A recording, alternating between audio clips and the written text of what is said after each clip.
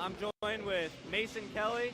Mason, 4 points so far in the season. What's been working for you? Honestly, just good line mates. Kind of just happy to be here. Ready to go get some more of this GCU. How can we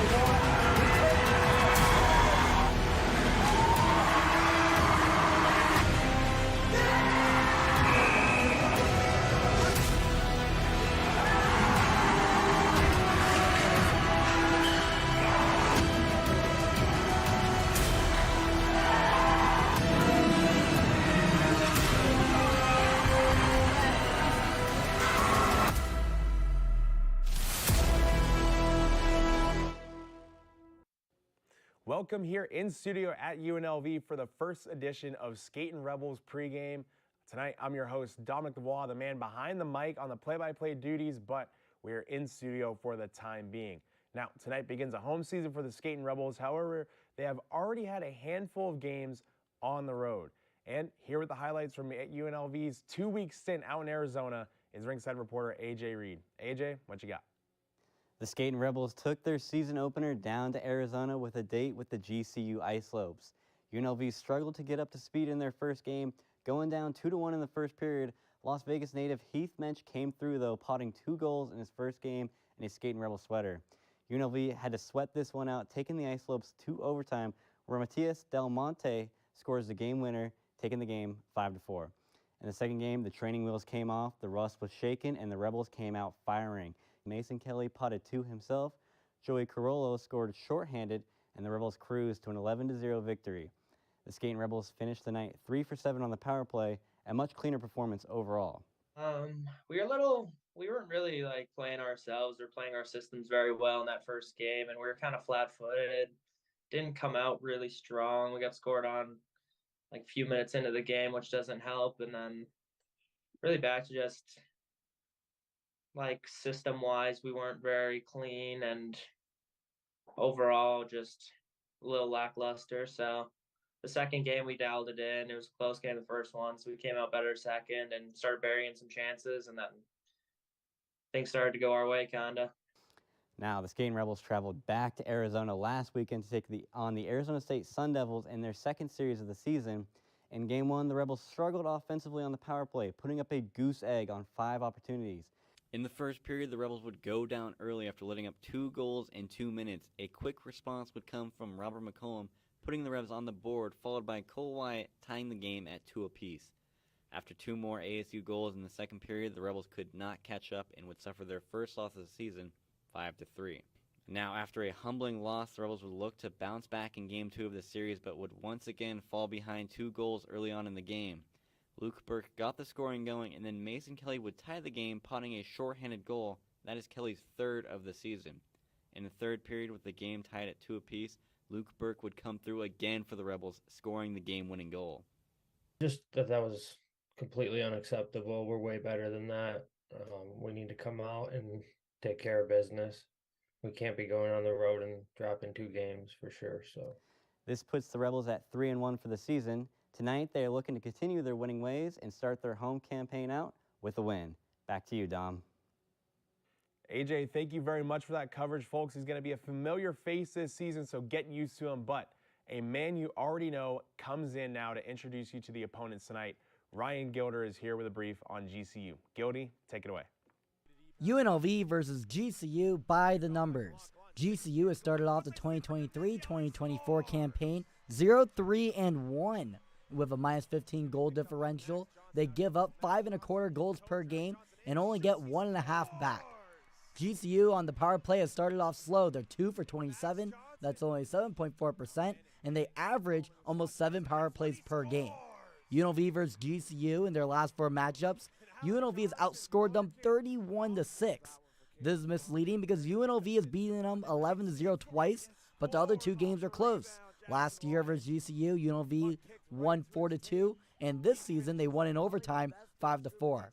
UNLV has started off the 2023-2024 campaign 3-1 with a plus 11 goal differential, over 5 goals per game, and have only given up under 3, 2.75.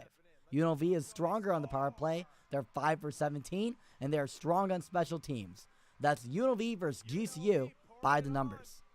Ryan, thank you for that as well. Good finds on the stats for both teams, as well as the history that these teams have with each other in the past. That chapter is looking to continue here tonight at City National Arena. And staying on top of GCU, we just got to look at them and their history as a whole against UNLV. We're going to get a closer look at the team and the players and some of their heavy hitters so far this season. Now, one player to look out for is Braden Husby. The Sioux Falls, South Dakota native leads the Antelopes in scoring through 4 games this season, tallying 3 points, 2 of those in a game against UNLV just a couple weeks ago, where he potted a goal and registered an assist in the overtime loss for the Lopes. But the offense has not been all sunshine and rainbows. As Gildy mentioned, they have the 8th worst goal differential in the entire country. So expect the Antelopes to start throwing some pucks on net and causing some disturbances around the blue paint to generate some goals or go steal a win on the road. And earlier this week, I spoke with assistant coach Nick Raboni, and he expects his team to be much of the same, a home run team this weekend. They're a home run type team. And what I mean by that is they're always looking for that home run pass or that stretch guy to catch you sleeping a little bit. That's kind of part of their MO. And I think the difference between, the first game and the second game of that series was we let them do that. We didn't take pride in our defense, in our tracking, in our back checking, in our D zone coverage, things like that. We didn't play the game the right way. And I think that when you play teams that are kind of riverboat gamblers and like to stretch the ice, you got to be on your toes a little bit more. Also of note, last season's leading scorer for GCU, Jacob Cummings, is not lighting it up so far like he did last year. So be sure to be on the lookout for number 33 in purple this weekend. And finally tonight, it has been a month of growth here at UNLV hockey, and I'm not talking about just on the ice. The UNLV Skate and Rebel family has grown. Senior forward Daniel Fisher welcoming a brand new baby into the world just a few short weeks ago with his fiancee Marlena. Little Penelope was born on September 11th with no complications, weighing in at 7 pounds and 7 ounces and measuring in at 19.25 inches. This week we spoke with the new father so he can share his thoughts on this milestone in his life. Go ahead and take a listen. Being a father, tough to put into words. It's definitely humbling, but empowering at the same time. Definitely changes your perspective on life and gives you a sense of responsibility. But I didn't realize it was going to be this great. I really love being a father. Now, Fisher isn't the only new father in the Skate and Rebel program. Assistant coach Nick Raboni, you heard from him earlier, he welcomed a brand new baby in the world just a few days ago. Franco Scott Raboni, born on October 10th, comes into the world weighing 6 pounds and 11 ounces, as well as 19 inches long. He was delivered happy and healthy by his wife, Summer, and as you can see in the pictures, is just as cute as baby Penelope in the Fisher family. Raboni missed the first 2 weekends of the season on baby watch, but he's excited to be back in the rink, but a bit more excited to be a new father. There's nothing quite like it. I mean, when you're looking down at your child for the first time, there's a million things that are going through your head. But the only thing that you can really think about is just the bond that you have with a child at that point, and how nothing in your life really matters but this child, and how you want to take responsibility and be the best parent that you can, and those are all the things. But like I said, there's really no way to describe it, and I think you just kind of got to go through it. Now, I can speak for all of us here at UNLV Hockey that we are over the moon for both Raboni and Fisher, as well as their families, and we send them all of our best wishes in this new chapter of their life. Now, that's all the time we have in our first Skating Rebels pregame show. Stick with us. Opening night against GCU is just ahead.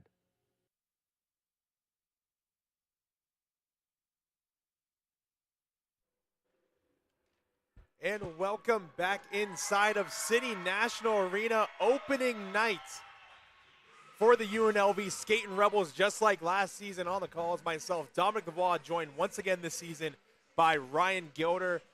The 0-3-1 Lopes coming into town off of a series sweep against UNLV, how they opened their season. UNLV coming in 3-1, splitting the series last weekend against ASU. But first and foremost, Ryan, how are you doing? Welcome back. I'm so happy to be back. I love consistency. Like last year we started off us two. This year we started off us two. So absolutely love that. UNLV versus GCU. So interesting because both times that they played against them last year and this year, they beat them 11-0, but then the next game being a little bit closer. So let's see what happens in this series. Last two have been a little bit interesting, but UNLV's won the last 4 games. That, if you tuned in earlier on our pregame show, Gildy covered very well. But a standout rookie for the UNLV Skating Rebels, Mason Kelly, has been making some headlines. Ringside reporter AJ Reed had the chance to catch up with him pregame. Take a listen. I'm joined with Mason Kelly. Mason, 4 points so far in the season. What's been working for you?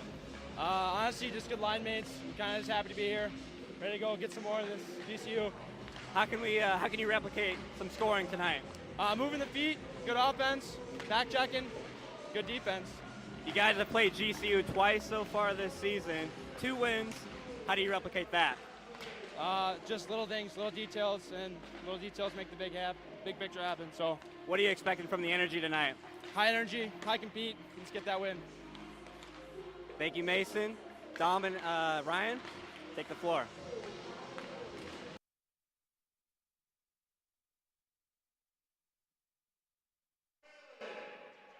That was AJ Reed, brand new ringside reporter. Phenomenal interview to start this season off.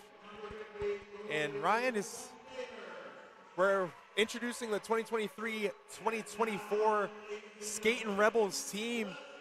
And this team last season, really, it was a tale of 2 teams, I feel like. They were, during the regular season, they played really, really well. And then just, for whatever reason, going into the national tournament, they played Grand Valley State their first game. Came out a little slow, but the rookies last season, the rookie class last year was phenomenal. Yeah, Jackson Wyatt scoring in that game. Caleb Strong with 2. Robert McCollum with a game winner against Grand Valley State. Absolutely phenomenal. And then they play Liberty University. They swept them in Lynchburg. They got swept here in November last season. And then it was a battle of attrition last year against Liberty. Bad bounces, some bad deflections, just really gritty, grinded out hockey. But this Skating Rebels team, we've talked to them. AJ Reed's talked to them. Another ringside reporter who couldn't join us this weekend, Zoe Salas, she's talked to them. They've all said the same thing. National championship, no matter what, and this team's hungry. Yeah, when you're consistently a top 5 team, right now they're at number 6. When you're consistently a top 5 team, you want to go out there, you want to go to nationals, you want to win the championship. But when we go at things, especially in hockey, one bad bounce, that can really decide a game. It might not even be your fault, but that's the game of hockey for you. You're going to get bad bounces. You got to be able to overcome those adversities. Let's see what the Skating Rebels do. They're 3-1 right now. Could be a little bit better, but also could have been a lot worse. They've already been in one overtime game, but they won it. Let's see what they do tonight against GCU. Definitely, and like you said, pregame and at the top of the show, it's been really a kind of one-sided battle with GCU and UNLV. It's not to knock the Antelopes, but it's UNLV. They've had their close games with GCU, but they've had those blowout games. Senior night last year was a bit closer, but that Friday night game on the 24th, 11-0. But last weekend, or the Saturday game, 11-0, but you had your overtime game as well. The Lopes are hungry. 10-0 UNLV's been to GCU since they've entered the ACHA. Both of the teams, even though GCU said, hey, we're a little bit newer of a team, it's only 1 year difference when UNLV entered the ACHA Division I compared to GCU. So both teams relatively similar in their upbringing, but UNLV's been dominating since the beginning. But GCU, they're going to be hungry. They've been close against UNLV before. Let's see if tonight they're able to overcome it against UNLV. Definitely, and also speaking pregame with assistant coach Nick Raboni, who welcomed a brand new child into the world, Franco Scott Raboni, born just a couple days ago, October 10th. Brand new father, back at the rink this week, and he told me this week that this team, GCU, is a home run team, that they really just play home run style hockey. They look for the stretch passes. They try and catch people sleeping. It's just one of those things where they just try and play that fast style of hockey. We've seen it bite UNLV before. Yeah, just like a lot of college students do. Make sure you drink your energy drinks in the morning, drink your coffee in the morning. Make sure that you don't fall asleep on this GCU offense. They like to stretch pass it on you, like you said, Dom. And it's going to be a big game tonight for GCU to see if they can play that home run hockey, but also stay consistent against this Rebels team. Because if you're 0-10 against the Rebels, clearly something's not going your way. Let's see if they're able to adjust this game a little bit differently than their previous 10, Dom. Most definitely. That's the thing with great hockey clubs is adjustments. Adjusting, no matter what. And those teams that can adjust are the teams that go far. And when you look at the top 5, those are the teams that are the cream of the crop in the ACHA. UNLV is in that, but then you look at Ohio, you look at Liberty, you look at the defending national champion Minot State Beavers, who will be coming here January 5th and 6th to play UNLV. Adrian College as well. Some of those pedigree programs are really the ones that can adapt and overcome.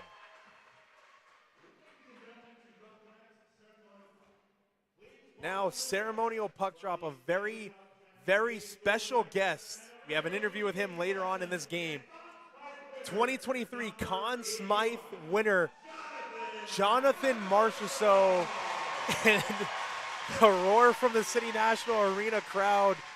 Marchessault, an original Golden Misfit, taken in the expansion draft from the Florida Panthers. He was a 30-goal scorer prior, but just really exploded onto the scene with the Vegas Golden Knights and just turned it up in the Stanley Cup playoffs last year. Yeah, just like what we talked about with the Skating Rebels, it's all about the playoffs. And the Golden Knights, they made it to the playoffs a couple seasons. They even made it to the Stanley Cup championship in their first season, but they were unable to come up with the victory. Now this year, they're able to do it in this city. They have been electric ever since that final goal horn. The entire strip was closed, and it was an unbelievable experience there for UNLV hockey and for the Las Vegas hockey in general for the Golden Knights.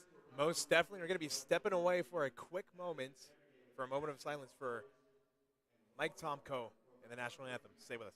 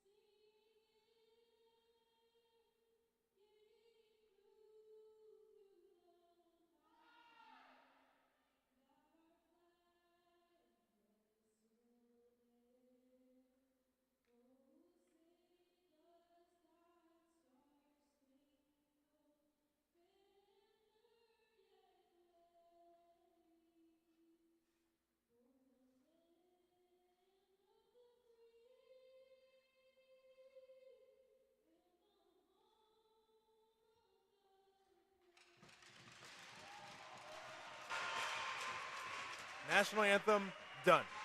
Ceremonial puck drop, done. Most important puck drop coming up, Cody. Absolutely. And I've been waiting to say this because it's been all over social media, but hockey is so back, Dom. It is so back, and I am so excited. I've been waiting for somebody to mention that. I've been putting it on my story since the preseason started.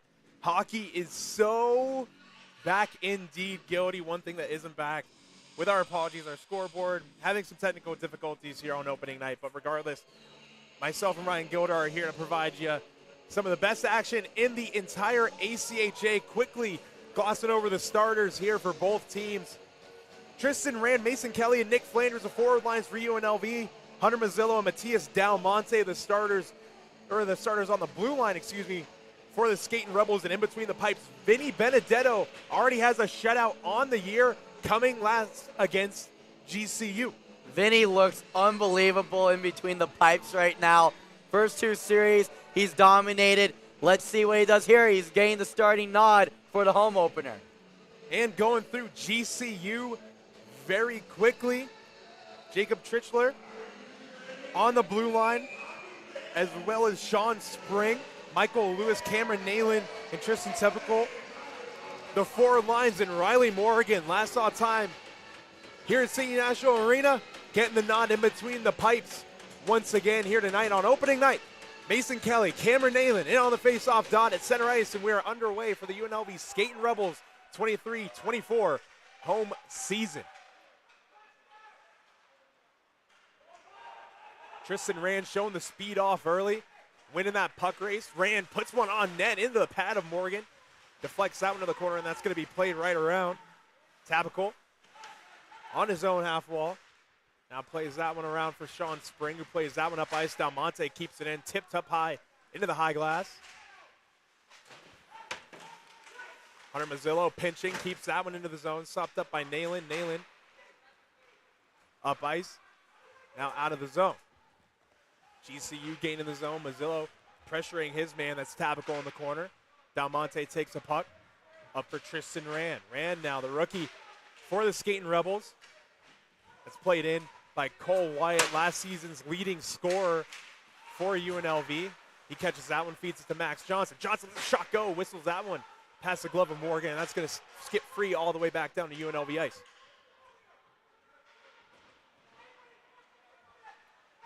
Just about a minute 10 elapsed here in this first period. Jake Berry has that skip off the blade of his stick. He gets it back, lets the shot go from a tight angle, whistles that one wide. Johnson lets the shot go through traffic. Knocked down in front. White can't get a stick on it. Johnson lets the shot go. Gets blocked in front. Max Johnson, one-time chance. He scores! UNLV getting the party going early. Max Johnson off of a one-time feed from Cole Wyatt. 1-zip Rebels early. Well, there's tied of three different players for who had the most goals for the Rebels. Not anymore. Max Johnson now leads the team with 4 goals for the season. That was a great shot there. Point blank.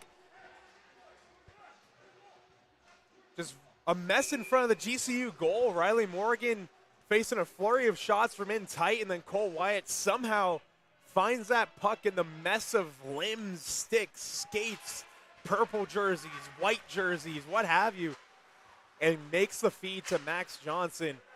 There's a reason why Cole Wyatt was one of the leading point getters last year. He had a lot of assists as Alec Johnson, the new captain, absolutely upends Luke Busher, Braden Husby.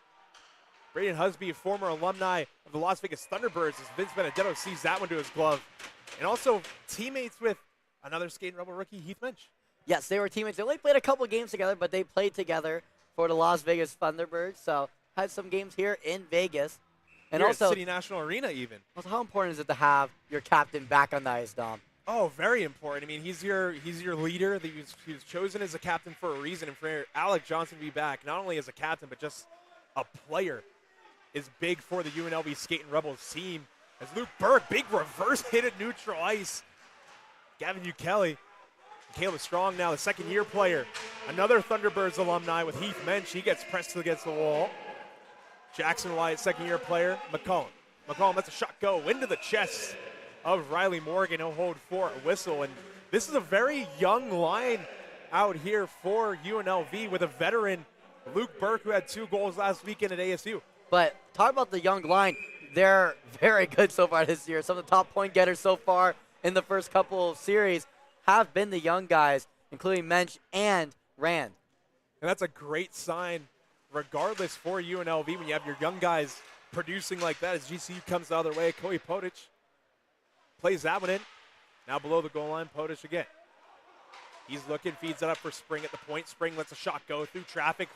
Stuck down in front. Off the pad of Benedetto, off the glass and out. UNLV going the other way. Now GCU in their own zone playing that one around. Fisher, the fresh father, gets that. Feeds Grant Smith. Can't turn and burn that one on goal. Down Monte lets a shot go. Tipped way up high. Completely lost track of that puck. No idea where that Closest puck I've ever seen it going over the top net. There's only like 5 feet between that and the ceiling. It was about 3 to 4 feet away from hanging that. I've never seen it even go close. Went off a deflection, went way up high. But it's going to be in UNLV's offensive zone for the faceoff here. Faceoff out to the left of Riley Morgan. That starting line, Kelly, Flanders, Rand out there with Mazzillo and Del Monte at the blue line. Now Del Monte can't feed that one through traffic. Flanders plays that one up to the point for Mazzillo. Mazzillo shot through traffic just wide of the post. Del Monte's in on that one, feeds it down low for Kelly. Kelly, the big centerman, gets knocked to the ice. The puck skips free back into the UNLV zone. Hunter Mazzillo facing pressure, leaves that one off for Flanders. Now UNLV up the near wall. Through traffic, just off the blade of Kelly. Flanders gets this one at the blue line. Kelly in for puck support. Picks it up. Kelly's going to recoil. Now to Mazzillo. Cross ice there for Flanders. Tips that one to the middle of the ice. No joy. And GCU starting it back the other way. Flanders with almost a pickpocket blocker save there from Benedetto. Now GCU getting some zone time here. Mason Kelly, tight turn. Plays that one to the near wall. Big hit there in the corner. And another big hit at the UNLV bench. No arm up on the official. Here's Tristan Rand. Rand plays this one. He shoots, almost beats Riley Morgan. Blocker side. Tristan Rand looking to go short side. Post wasn't sealed by Morgan, but he gets a save. Kelly pokes one to the slot for Rand. Can't get to the stick of his fellow teammate. First year rookie Carollo plays it up for Kelly. Kelly now 2-on-2. Looking, lets a shot go. Tip to the eyeglass. Good defensive stick there from Braden Husby to break up that shot. A really good job by Riley Morgan on that shot there by Rand. It was a tight corner shot. Couldn't really get over in time, but still used his right blocker. Was able to make the save there. Tough opportunity there. Great shot by Rand, but talk about Rand's speed. Goes down the ice, beats the defenseman for GCU. Not the first time he's done it tonight. He's done it in every shift he's been in so far and has gotten shots on net. Face off won by UNLV. McCollum shot through traffic, tipped wide. This is the scoring line for UNLV. Max Johnson, the goal scorer here tonight. Off of a feed from Cole Wyatt. Here's Husby the other way. Husby dances through traffic. McCollum plays the body of Jackson Wyatt. Comes to the other side and knocks him down. Delayed penalty upcoming on the Skating Rebels. First one of the home season. GCU working it. Shot there. Deflected out to the slot. Touched up by Cole Wyatt. Hooking is the call. You can imagine it's going to be on Robert McCollum. Started to take down Husby, and then Jackson Wyatt came over and finished him. 15:24 on the clock. UNLV with the advantage, 1-0, but they're going to the PK. Now this is how GCU can get their season back on track. It's by doing better on the power play. So far, they're under 8% on scoring on power plays. They haven't been good at it. They need to really improve on it. There's not really much to say about it. They just got to find the way to get the puck in the back of the net because they haven't been able to do it, and it's been costing them games. They average almost 7 power plays a game. That means they're almost getting 2 a period. So you're almost getting 2 power plays a period, and you average some of the least amount of goals in the ACHA in your division. You got to be able to find the back of net, at least on the power play. When the other team's vulnerable, you got to be able to pounce back. And the special teams unit of UNLV has always been pretty good as Jackson Wyatt's now posted on the board. 2 for hooking. They're kind of getting some scoring table issues resolved. But UNLV's PK has always been pretty deadly. I mean, the tying goal against ASU, Mason Kelly, shorthanded. But remember, who's the one person that wasn't there for the first 4 games of the season that's deadly on special teams? Alec Johnson. Exactly. He's there tonight. One-time chance, cross-ice feed. Knocked down in front of Benedetto. Now at the near wall in the corner. Everyone digging at it. That's going to be played out of the zone. One guy to look for, 33 in purple, Jacob Cummings. One of the top point getters for GCU last season. Buried a goal in the series here at City National Arena last time Antelopes were here in February for UNLV senior weekend as that puck sent 200 feet down the length of the ice, stopped up by Morgan just outside the blue paint. Daniel Fisher in on the forecheck, the new father. Jaden Ness plays that one cross corner. Fisher now gets on that one at the half wall, chips that one around. Fisher still in on the forecheck. 1:06 to go on the Jackson Wyatt hook and call. Fresh legs coming out here for GCU. That's going to be Dylan Dent starting it out. Play it up, ice on the near wall. Here comes GCU. Shot. Oh, someone got knocked down there. Now up for Husby. Husby now down low. Braden Husby, point to point. Spring. Husby, one-time chance into the UNLV crest of Benedetto. He'll hold for a whistle, and Joey Carollo and Ethan Peterson mixing it up. That's a great job by UNLV's defense there on the power play, giving Benedetto vision, not being able to get him screened in front so that he's able to make the save and also not allow a rebound opportunity because of not being able to see the puck. So great job there by all of UNLV's defense, giving Benedetto a lane there to see the puck. 39 seconds to go on the Jackson Wyatt penalty. Faceoff won by GCU in control. Shot there through traffic. That one just skips wide. That was Kelly letting that one go. Kelly now feeds that one up. And here comes GCU. Ethan Peterson plays that one to the near corner. Bradley Gallant in there, the ever deadly penalty killer. Husby fans on a one-timer, lets a knuckle puck fly. That's gloved down by Alec Johnson. He plays that one up for Gallant, who tips that one into the zone. Gallant in the corner there. He steps around Sean Spring. He loses his stick. Gallant still on the forecheck. Now Kelly spinning away from pressure. Head up now. PK over for UNLV. Successful penalty kill to start out the home campaign for the Skating Rebels. Not a lot of chances for GCU as Full Sail changes and a controlled breakout for UNLV is coming up.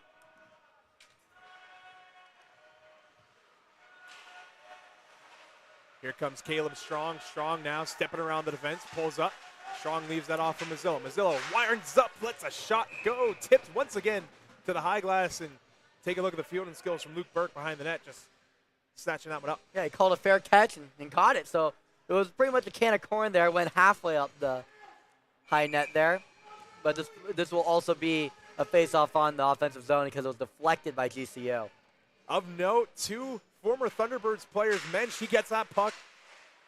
Heath mentioned Caleb Strong, both spending time in the USPHL with their Las Vegas team. Dalmonte dancing his way to the goal, pulls up, feeds one to the slot. Held to the point by Strong, who sends that one right back in. Tipped on by Mensch. Mensch up, his pass gets picked off there by Michael Lewis. Lewis now plays that one around the defense. Mazzillo's in on that one behind his own cage. Mazzillo now plays that one cross ice, no icing, tipped. Recovered by Spring. Turnover there. Mensch almost gets a prime scoring chance. That was Drew Robertson who turned that puck over in behind his own net. Now Olsen, long flips. This one settled down by Berry, played back up for Flanders. Yes. Flanders sends that one in. Spring got away with one in that previous possession. That was a very dangerous turnover there. Here comes GCU the other way. Mishandling that puck is Luke Wright. Now played into the zone. Benedetto stopping that one.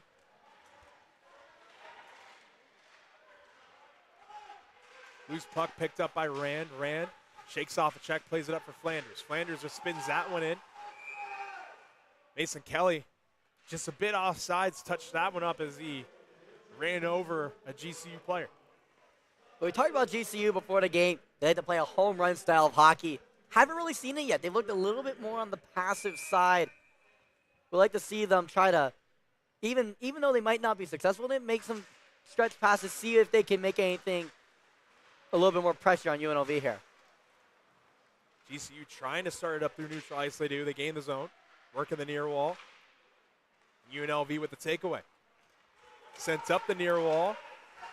No icing again. Cole Wyatt's in on the forecheck. He steps around his man. Wyatt behind the net. Feeds it to the slot. Loose puck. Sent back to the blue line for McCollum. McCollum Looks for Wyatt. Wyatt tips it around to Max Johnson with his skate. He tries to baseball swing that one in. Strike one there. Johnson with a shot there off the blocker of Riley Morgan. McCollum pinches, lets another shot go. Whistles through the blue paint. Jackson Wyatt picks that one up. Saucer pass for Johnson. Max Johnson looking for Jackson Wyatt. Wyatt lets the shot go. Blocked in front by Jacob Cummings wearing the A. That puck flips just through neutral ice. Picked up on McCollum. Tipped in by Johnson. Delayed offsides, and UNLV tags up. And that long flip errant, blown dead for an icing. 10:43 to go, still 1-0 UNLV.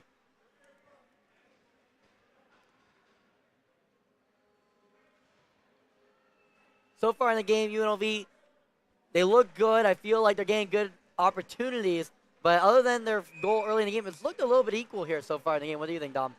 It's looked pretty equal. I mean, UNLV has definitely shown their flashes, but the shots department pretty equal overall. But UNLV, I feel like, has played an overall better game, cleaner game even. As Mazzillo floats that one across. They have been missing the net, but they've also been taking sharp angle shots to give benefit to the doubt.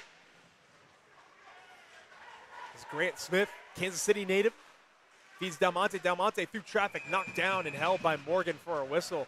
Seeing that puck all the way through. Yeah, that's an opportunity that I like for UNLV to take.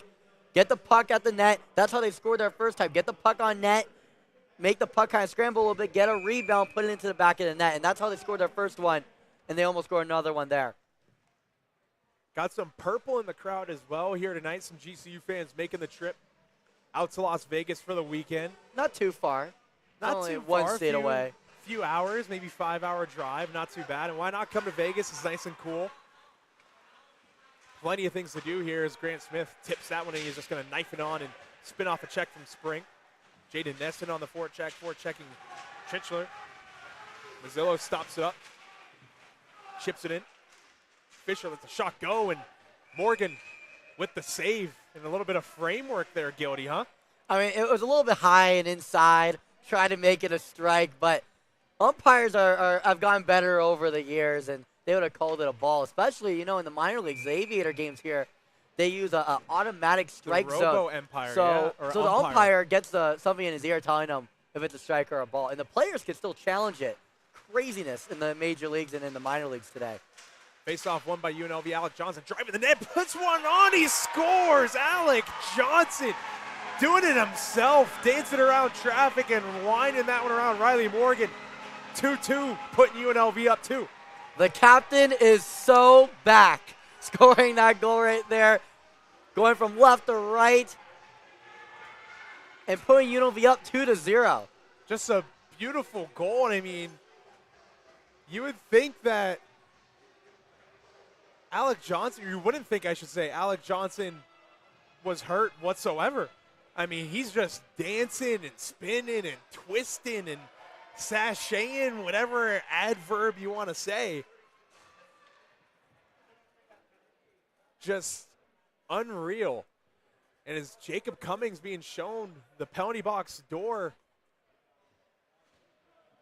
not sure what the call is exactly, but Gildy fresh off of a goal. Yeah, I was thinking that he got held while trying to score, but it wouldn't matter because there would be no penalty. That was a little bit weird there, but UNLV does have a power play, and they have a chance to get a 3-0 lead and really put this game out of reach, because a 3-0 lead early has not been a good sign for GCU in the last 2 seasons. Not at all. As UNLV with their newfound man advantage, it's Max Johnson. Delmonte looking. T.S. Delmonte down for Max Johnson. He picks that one up. Now around the net, Cole Wyatt. Wyatt back to the point for Jackson Wyatt, his brother. Now Matthias Delmonte off the wall, stopped up by Gallant. Gallant now up for Wyatt. Jackson to Cole. Cole steps in, looking. Cole lets a shot go, tipped on by Max Johnson, and they score. UNLV connected on the power play. Max Johnson with his second 3-0 UNLV. Normally Alex Johnson, he's the power play guy, but he just scored right before the power play. So Max Johnson said, "Oh, know what? My brother did it earlier. I'll do it right now." He scored now 2 goals now, so the Johnson brothers right now have all 3 goals of the game to put UNLV up 3-0. You can call it some twin terror going on right now. Both of the Johnson twins responsible for the scoring here tonight. As we just mentioned, Max Johnson just scoring his second. Alec Johnson connecting with the second goal of the game for UNLV. 9:08 to go in the first period, and the Rebels are moving.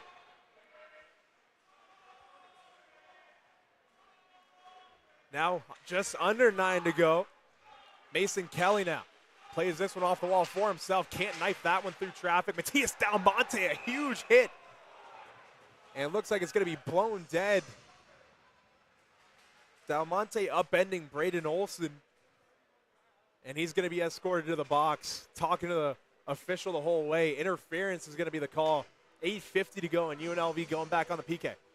And all calls are judgment calls. That was another judgment call. I think it's a good physical play by Dalmonte, but the referee said otherwise, put him in the box for 2 minutes. But as a coach, as a player, you can't get mad at that. That's some physical hockey right there, and you're going to commit penalties. Things happen. Those are uncontrollables.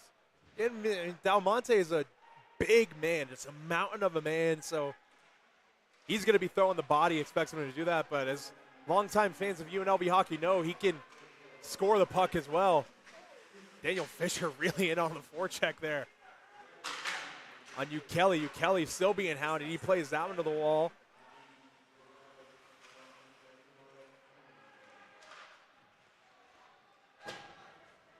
That's played right back in. Morgan stops it up and leaves it for Sean Spring. Full sail changes almost for GCU. 8:10 left in the first period. 1:18 to go on the Dalmonte penalty. And here comes GCU the other way. That's Dylan Dent. He played that one in. And UNLV sends it right back out of the zone. Stopped up once again by Morgan. Luke Burke in on the forecheck. That's Dent. Dent now turns the puck over to Burke. Almost. Burke. Some good stick work on the forecheck. He's still in there. Luke Burke still hounded. Tipped up in the neutral zone and sent to the opposite wall. Odd angle shot there. Whistle's just wide. Stopped up there by Cummings at the half wall. Dent chips it in. Shakes off a bump from Burke and sent out. UNLV's PK unit getting full sail changes with 37 to go on the Dalmonte penalty.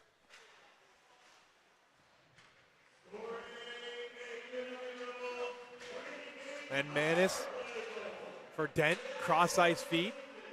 Here comes GCU back the other way. That was right. Played around in the near corner. Still in the near corner.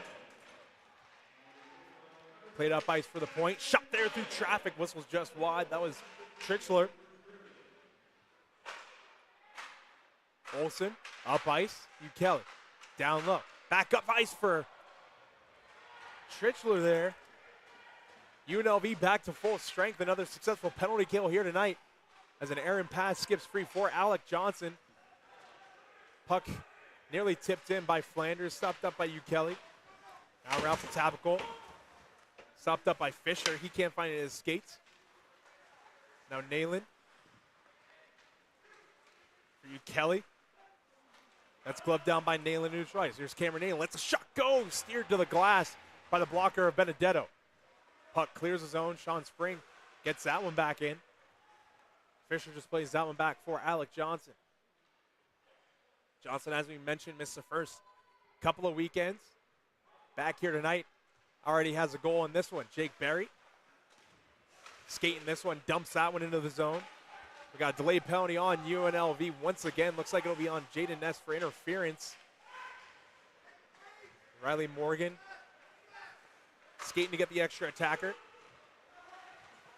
Now here's Sean Spring dancing through traffic. It's stood up by Dalmonte. Puck's finally touched up. Plays blown dead. Couple takes here from GCU. You see a little bit more of that home run hockey, more stretch passes, a couple of them connected and gave them a couple opportunities on the power play. But what's not doing good for GCU is their turnovers on the defensive zone. Too many times they're not being able to get the puck past their own defensive zone, and UNLV's been able to take advantage of it. They haven't taken advantage of it for a goal yet, but that's another opportunity that UNLV could have in their own offensive zone. Jaden Ness sitting 5:43 to go in this opening frame of this 2023-24 UNLV hockey season. The faceoff is controlled by UNLV, and Matias Dalmonte just shoots that one down the length of the ice. Stopped up again by Riley Morgan. GCU now starting it out. Kelly plays that one in.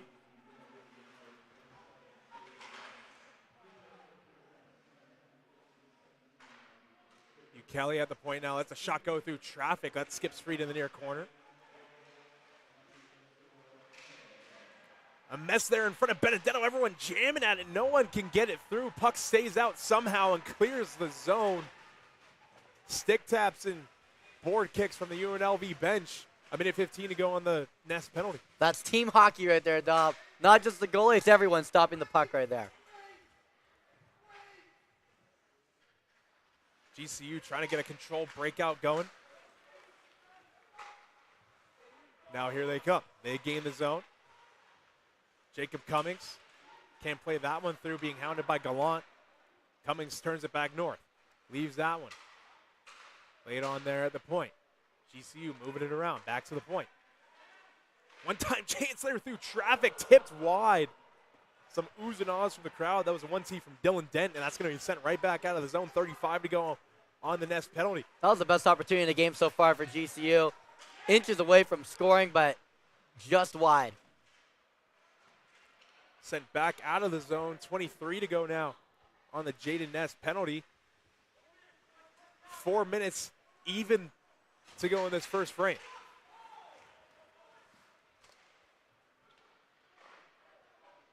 Puck stopped up by Benedetto again. He plays that one in the near corner. And that's going to be sent out once more. And UNLV, another successful kill here in this first period, back to full strength. Puck dumped in there by Podich. Shot there in tight, a bit of a mess, cleared the slot there by Caleb Strong, and here comes UNLV. Burke, look at Burke, feeds Strong. Strong can't get that one on net. Strong driving the net hard on the back post. He couldn't get that one to go. Now Sean Spring with under 3:15 to go. Floats that one in, and he'll get changed up. Benedetto around to the near wall. Kept in there, shot there through traffic, tipped on. Held for a whistle, 3:02 to go in this first period. If you look at the shot totals right now, GCU is up, but UNLV is up 3-0. And I think for a couple reasons, I think it's also quality of shots. I feel like UNLV's had better quality opportunities than GCU in this game.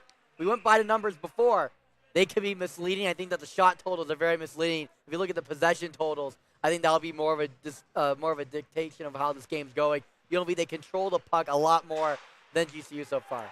And we got a goal. Gavin Kelly, a one-timer from the point, finds its way through traffic.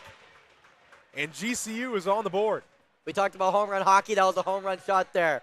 Got a right off of the face-off. There is Gavin Ukoli.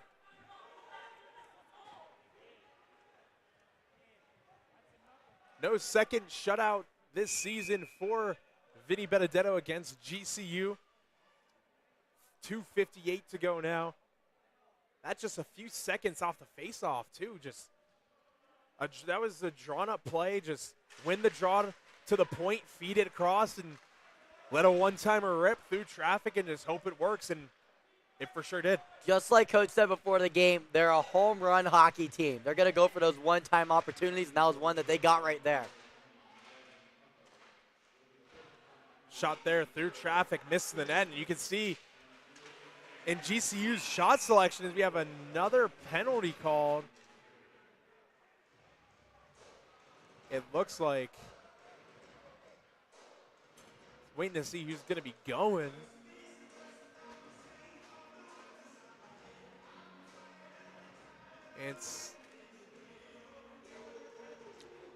Well, it's going to be on GCU because the faceoff is on UNLV's offensive zone. Michael Lewis didn't get the penalty signal, but UNLV back on the power play. 2:35 to go in this opening period. And Gildy, this is a good chance for the Skating Rebels to respond with emphasis on the man advantage. Just getting scored on, shot through traffic, but UNLV now has a chance to get it back in blood, if you will, as that clearance goes straight into the GCU bench. Heads up there. Watch out, Joel. He's like right next to there. I don't want him to get hit by the puck. Face-off coming back into the GCU zone. And we got one Johnson back. The line that provided the first goal here tonight out there. Max Johnson takes that feed. Johnson now plays it down low. Bradley Gallant, Dalmonte in tight. Feeds it to the slot. Jackson Wyatt, high slot, slap shot. Lets a shot go into the chest of Morgan, right into that GCU crest. I love how Del Monte was able to slow the game down when it looked like there was a lot of pressure going on. Right now, Del Monte right behind the net. Didn't have a shot, but instead of trying to wrap around and get a maybe opportunity, looked at Jackson Wyatt, gave him the puck, and it was an excellent shot there by Wyatt. Just went off the goalie. Jackson Wyatt now, him and his brother at the blue line. Del Monte getting a bump from Ukele, latest goal scorer for GCU. Max Johnson, looking, spinning away from pressure. Good pressure there from Tretchler. Del Monte in neutral ice, he'll recoil to his own zone, leaves that one off for Jackson Wyatt. I mean, it's 16 now. Cole Wyatt. Cole Wyatt pulls up at the goal line, leaves it for his brother Jackson. Cross for Del Monte. To Jackson. Skips off the stick, leaves that for Cole. Del Monte to Jackson. Jackson pumps. Skips around. Pressure shot there, tipped on. Good move there by Jackson Wyatt as that puck heads up. Is tipped and almost hits Stephen Marsh from Ice Time Southwest. Watch out, Steve. That was so close to hanging him. That was like within 3 feet. He was about to send a tweet of a play, and the puck fell right next to him. Like, this isn't baseball. You don't expect to get hit by a foul ball. You don't expect to get hit by a puck in hockey, especially when there's a net in front of you. Stranger things have happened. Heath Mensch in tight. He scores. Heath Mensch, his first in Las Vegas in a Skating Rebels uniform. UNLV, newfound 3-goal lead. The youngin, Heath Mensch, with the goal there. First time it's not Johnson so far this year in City National Arena. And congrats to yourself, Mensch, for your first goal in the city of Las Vegas for the UNLV Skating Rebels. And Heath Mensch is used to scoring pretty big goals in Las Vegas. Just an anecdote I've been saying basically all season, especially at the scrimmage. Heath Mensch, Vegas native, scored the golden goal in the semifinal game of the 2019 USA Hockey Nationals and scored the golden goal to win the national championship in Plano, Texas for the Vegas Junior Golden Knights 16U AA team. Wow, that is incredible right there. And Mensch and Rand, all these new guys, including Mason Kelly, all these guys have done an amazing job since entering the Rebels so far this season. And here's Joey Carollo, the second-year player. He spent some time playing hockey in Las Vegas as well for the Las Vegas Storm. He was dancing through traffic. He'll have to retreat to his defensive position. Under a minute to go now in the first period here at City National Arena. Ukele playing that one around. Carollo, DDD for Barry.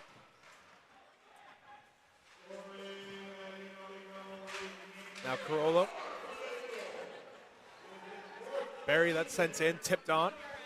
That was a dangerous tip right there. It got a little bit of a snowfall there and almost went to the net. Here comes GCU the other way, under 30 to go now. Benedetto stopping that one around. He plays that one to the near wall. Kept in, big hit there on Benjamin Oakland. Paying the price for keeping that puck in the zone. 10 seconds to go now in this period. And we got a whistle. Plays blown dead, 8 seconds even on the clock. GCU, they only needed like 3 to 4 seconds there when they got it off the last faceoff when they scored. So right now, 8 seconds, you know what GCU is going to do. They're going to try to get the puck right off the faceoff and snap it into the net. Same side as well, out to the left of Vinny Benedetto. 8 seconds to go in the first period. Faceoff won by GCU. Up to the point, another one-timer there, just like they drew up. Sean Spring missing the net. And that's going to be sent down the length of the ice. And the horn sounds. 20 minutes down, the Skating Rebels up 4-1. The Johnson twins wreaking havoc here tonight. Max with 2, Alex with 1. And then Heath Mensch scoring the latest tally for the Skating Rebels. And Ryan, it's an explosive period, but UNLV looking pretty good, but so is GCU despite the score. I mean, they look pretty good, but here's the thing. GCU, they got to take more advantage of the power play. They get at least 6 a game. They average about almost 7. They got to be able to take advantage of it because that's when the other team's vulnerable. If they're able to capitalize on power play opportunities, this game could easily be 4-3, 4-4, but also they got to do a much better job getting the puck out of their own zone. GCU, too many times, they've been missing out on opportunities. Even though UNLV hasn't scored off of a turnover, that was on their own offensive zone, GCU, they cannot turn over the puck in their own zone because that also affects how many opportunities they get on their offensive zone that is on the other side. Most definitely. About 15 minutes here in this intermission. Myself and Ryan Gilder will step away for a quick break. More UNLV Skating Rebel hockey just ahead.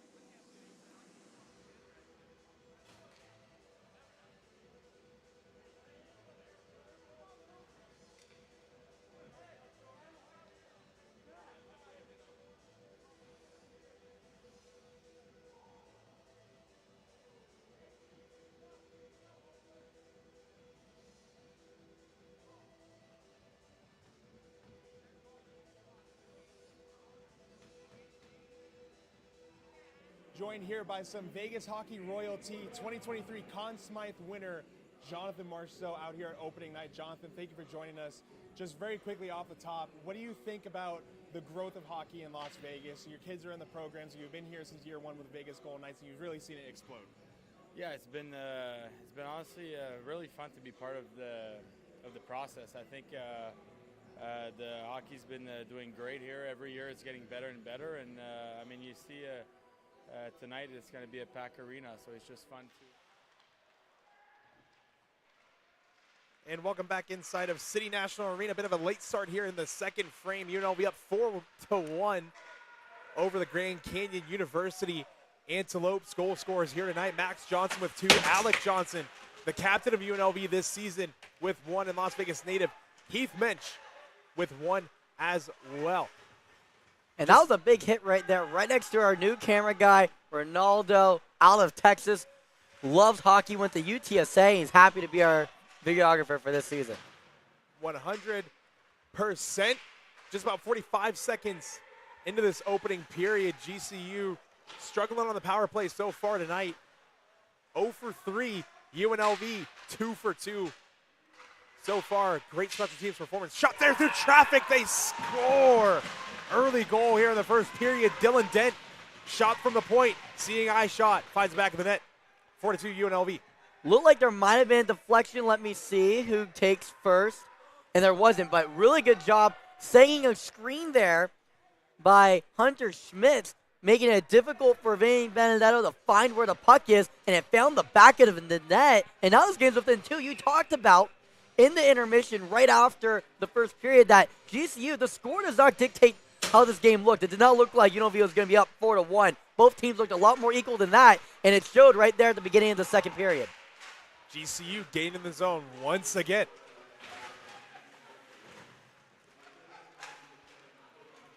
And GCU keeping it, and then shot there right to the glove of Vinny Benedetto. He'll hold for a whistle. And if you tuned in at the top of the period, I had the chance to interview Jonathan Marceau, 2023 Conn Smythe winner. We'll play that one later on in full in the broadcast if we can get that one to you. Our brand new ringside reporter, AJ Reed, was a cameraman on that one, so shout out to him.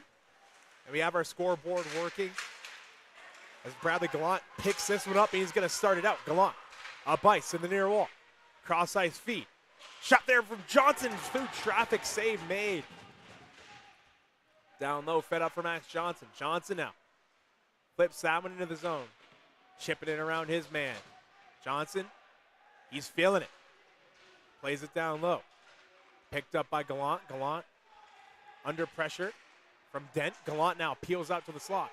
Gallant gets taken down there by Dent, and we have a penalty coming up. You can assume it's going to be a hook on Grand Canyon University, and it's Dylan Dent looking the most dejected out of everybody. And it is going to be Dylan Dent, the latest goal scorer for GCU, puts him on the board. Now he puts him on the board in a different way with a penalty. Like I said earlier, penalties happen. You're playing defense. You're deep in your defensive zone. Really good opportunity for the Rebels, and at times that stick's going to go up, and it did there for Dent, and now it's going to be a Rebel power play. We got some whistles, a scoreboard. Looks like it went out here at City National Arena. It's back in some capacity. Oh, no, it's a little bit freaky. You know why? It is Friday the 13th. I was waiting for that one. I was going to say it, but scoreboard went off. I don't see any ghosts here. Not too many jack-o'-lanterns or anything like that. Shot there, blocked in front by GCU. McCollum playing pitch and catch with Caleb Strong. Strong now, looking, Strong, down low. That's going to be sent right back out by GCU. A minute 42 to go on this power play.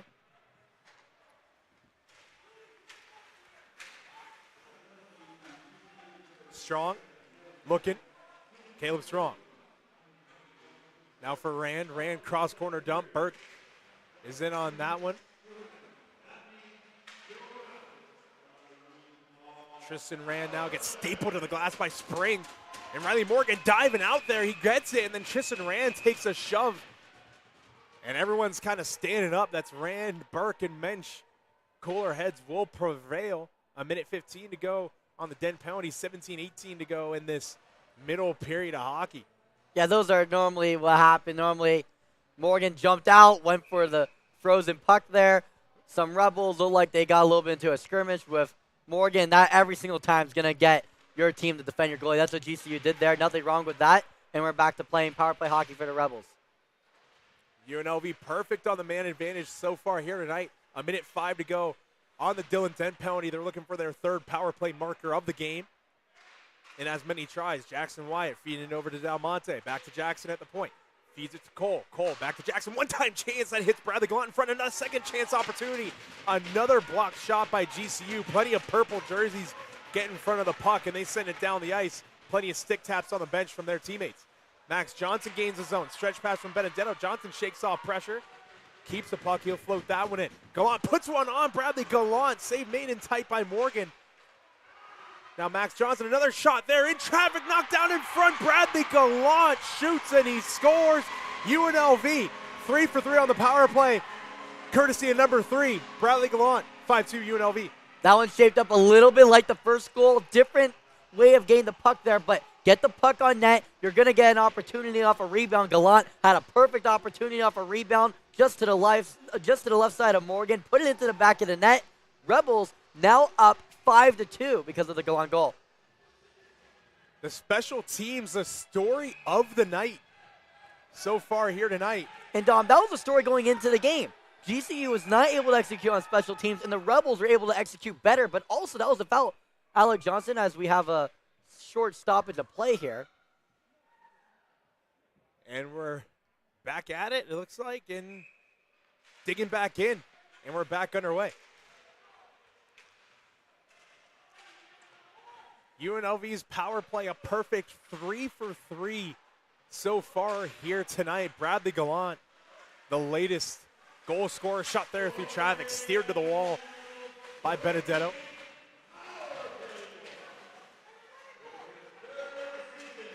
Grant Smith up ice for Jaden Ness. Ness floats that one in. Fisher's in on that. Daniel Fisher, forechecking. Played around to the near wall now.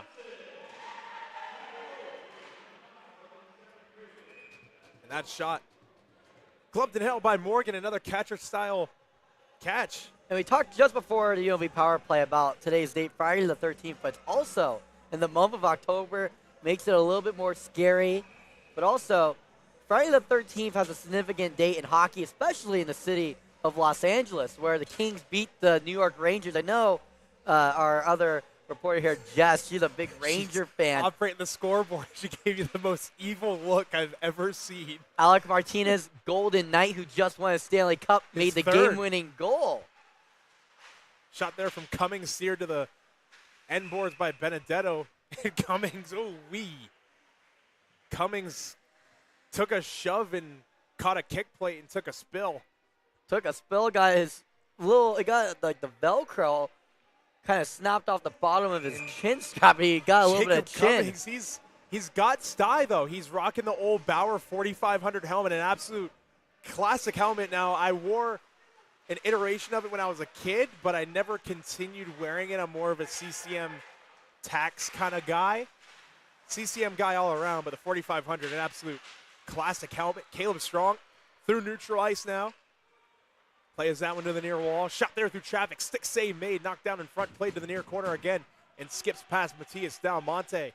Down the length of the ice. No icing. I'm happy that you knew all the different brands. I know CCM. I know Rydell. I don't know all of them, but I trust you in that department, Dom. Icing called on UNLV. Mason Kelly palms skyward looking for an explanation.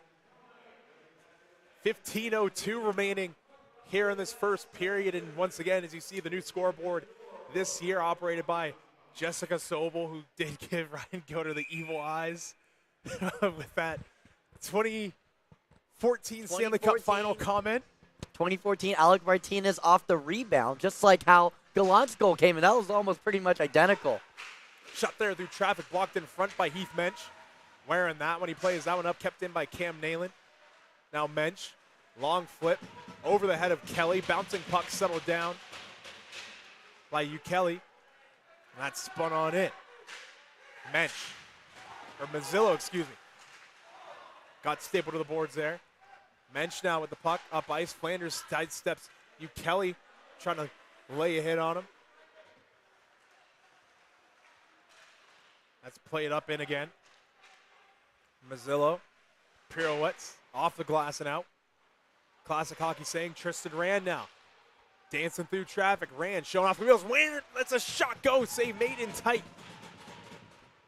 From Riley Morgan, Tristan Rand showing off the wheels once again. Now UNLV on the near side. All tied up, and here comes GCU the other way. Tipped on, settled down by McCollum. McCollum head up, galloping through the neutral zone. He gains his own. McCollum driving that centering pass. And they score. UNLV going up 6-2 now. Couldn't see the goal scorer there from our angle.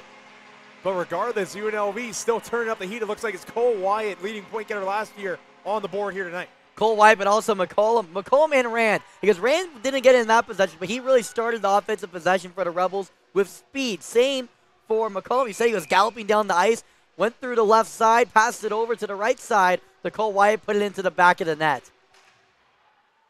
Face-off won in neutral territory by GCU. Robert McCollum got the assist on the last goal. Peels behind his own cage. Cole Wyatt, cross ice. Can't get Max Johnson. McCollum gets stapled to the glass there. Now here comes GCU, 2-on-1. GCU with the man. Saucer pass there, and we have a crazy, scary collision on the other end. Cole Wyatt and Booker Chikalius go crashing into the end boards and off the post, and Chikalius is shaken up. Wyatt is up. No problem. Chikalius needing assistance, favoring his right leg and being helped off the ice here. And never want to see that really hard hit, especially with that knee to the board going full speed. It looks like his quad hit the post first, and then he went careening into the end wall. He's in some pain on the bench, being checked out by the athletic trainer. We hope all is well with him as play resumes.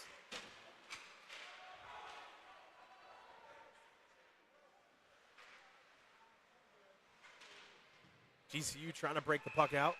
We got a stoppage of play.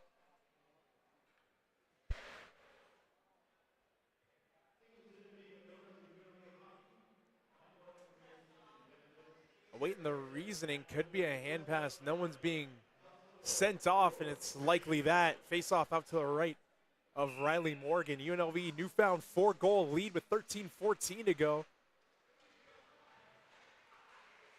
GCU trying to start it out with speed. Grant Smith off the glass and in.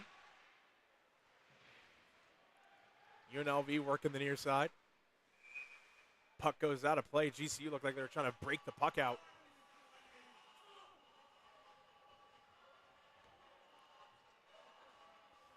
But just like that, GCU, they got some momentum at the beginning of the period. It looked like this game was possibly going to shift towards GCU's side. It could have been really close in the second period, but I think the Rebels did a really good job shutting down that momentum and taking the momentum back to themselves, making the game 6-2 now. UNLV gaining the zone, working on the near side once again.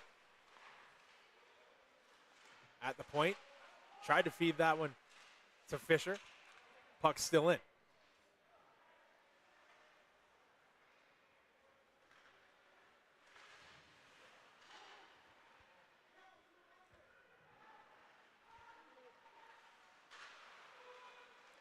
UNLV keeping the zone, filter that one on. That was Barry. Strong catches that one off the chest there of Riley Morgan. Good chance from Caleb Strong. Settled down there by Barry. Barry shoots one. That gets tipped wide. Strong gets in on that one at the near wall.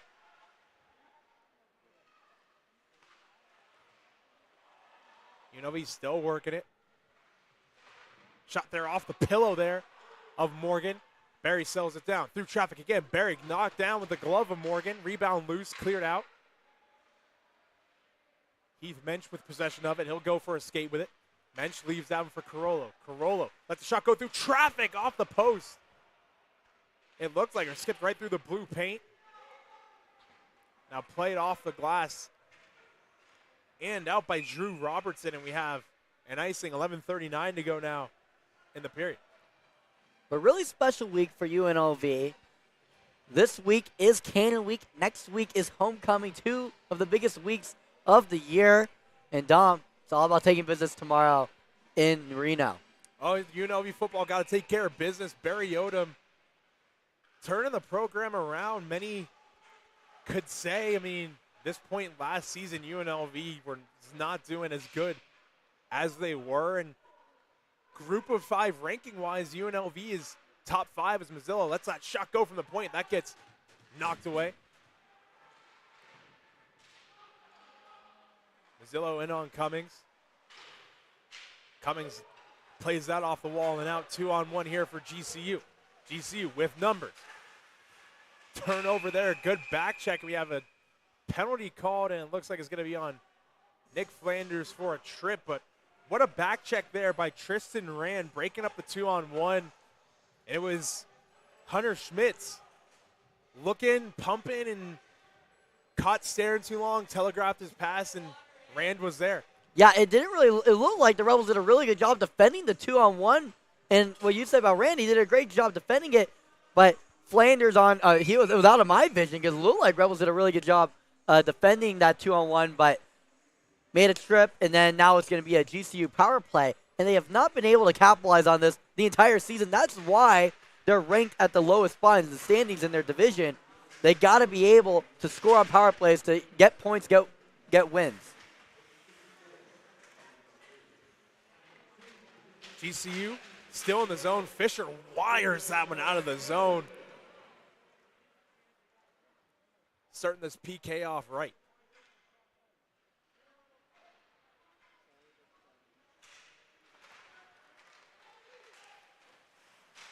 Alec Johnson gets that loose puck and just whacks it down the ice. A minute 25 to go now on the Flanders tripping call. Now here comes GCU as Nayland flips that one around Dalmonte. He's the first one in. Pressed against the wall by Barry. 3-on-3 in the corner. 3 white sweaters, 3 purple. Puck kicks free. Tabical up to the point. Cross-ice feed for Dent. He tips that one in.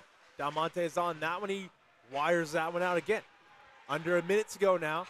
10 minutes even to go in the second.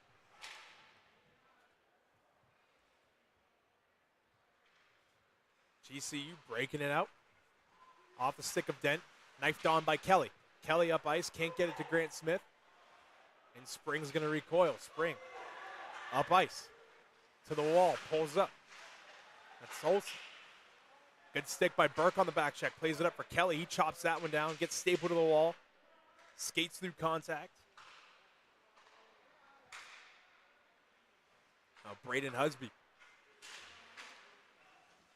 Here comes GCU the other way. Off the wall. Playing that one around was Braden Olsen. Spring. Up ice for Husby. Husby lets the shot go. Skips wide. Shot there by you, Kelly. Steered to the half wall. UNLV back to full strength. Trying to break it out of their zone. Special teams remain perfect on the night. Burke picks that loose puck out. Now feeds Mason Kelly. Mason Kelly now. Up the right wing. Feeds it for McCollum. McCollum lets a wrist shot go. Save made by Riley Morgan, getting taps on the bench from his teammates. 8:50 to go now. They're getting taps on the bench, but I think the bench has got to be responsible for doing better on that power play. No quality opportunities on that power play. No quality opportunities in the last couple power plays. This GCU team on special teams, this is why they're losing games, is because they're not performing on special teams and not taking advantage when there's one less man on the other side of the ice. And Chikalius, Cameras didn't catch it, but he's up and no worse for wear, it seems, as this play comes back the other way. During that off play, he went for a bit of a skate. He did go careening into the post and the end boards of Cole Wyatt, a scary play. And he's up, and Adam once more will wait his first shift. Good feed by Gallant. Gallant almost gets a return pass, but Max Johnson tried to put one on, but it doesn't go. Max Johnson looking for his 3rd of the game here tonight. Still on the forecheck, but Jacob Cummings plays this one up ice. And Manis plays that one in. Benedetto plays that one around. Cummings stops it. Fed out front. Picked up by Cole Wyatt. Wyatt now sidesteps a hit. Max Johnson plays it. Gallant plays it back to him. Johnson now skates in. Johnson lets the shot go. He misses the net wide there.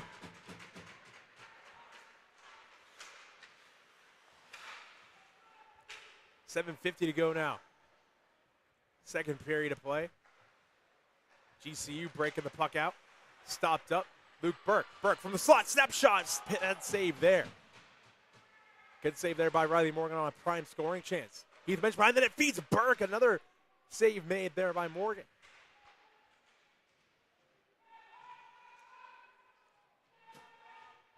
Mess of limbs out there. Fed back out front for Burke. He can't get that one on. Burke keeps possession though.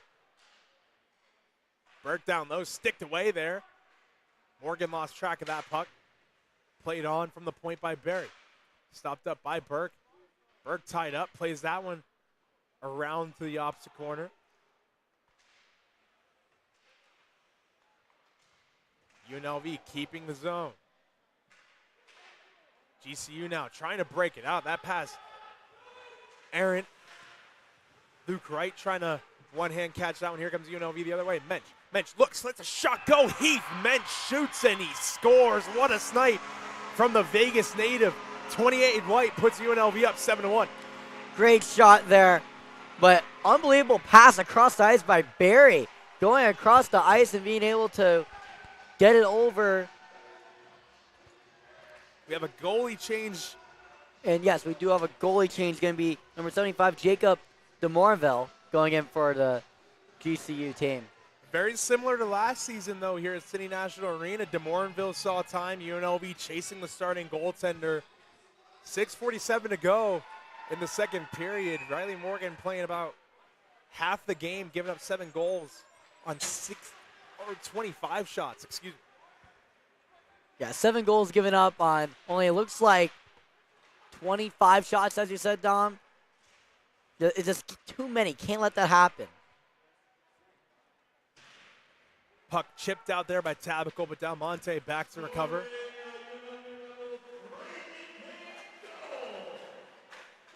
Grant Smith up ice for Ness. Ness now for Smith. Smith feeds one on. DeMorinville seeing some early time here. Delayed penalty call, touched up by UNLV. Can imagine it's going to be a slash. That's Gavin U. Kelly, who lost his lumber. Waiting who's going to be going, and it looks like it's going to be Jaden Ness. 2 minutes for a slash with 6:08 to go. 7-2 is the score here. This game could be 7-5 right now. It very easily could. And game of inches. And I know I'm being a dead horse here, talking about special teams, but that is the story of this GCU season, is getting so many power plays and not being able to capitalize. And until they do, that's what the narrative of their season will be. UNLV special teams being put to the test once again. Alec Johnson wrestling with Jacob Cummings. He gets back to his spot. Saucer pass across the ice. 2 players go down. That's Burke and Lemanis. Cummings calling for that one. Beaver tail, and Cummings pumps. Can't play that one through. Good stick from Mason Kelly. Up ice for Dent. Dent looking. One-time chance across the ice. Blocked in front by Alec Johnson. And we have another penalty.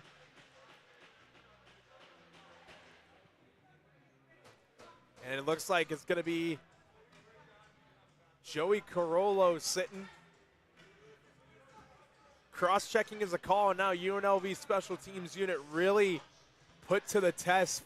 5-on-3 for a minute 22. Yeah, Oakland got hit hard on the back, and he went down pretty close to the net, and that was pretty easy for the referee to see. It's going to be a 5-on-3 here. GCU now has a golden opportunity here to get a little bit back into this game, cut the deficit a little bit. Gavin U. Kelly looking down low. Back to Kelly, one-time chance into the UNLV crest of Benedetto.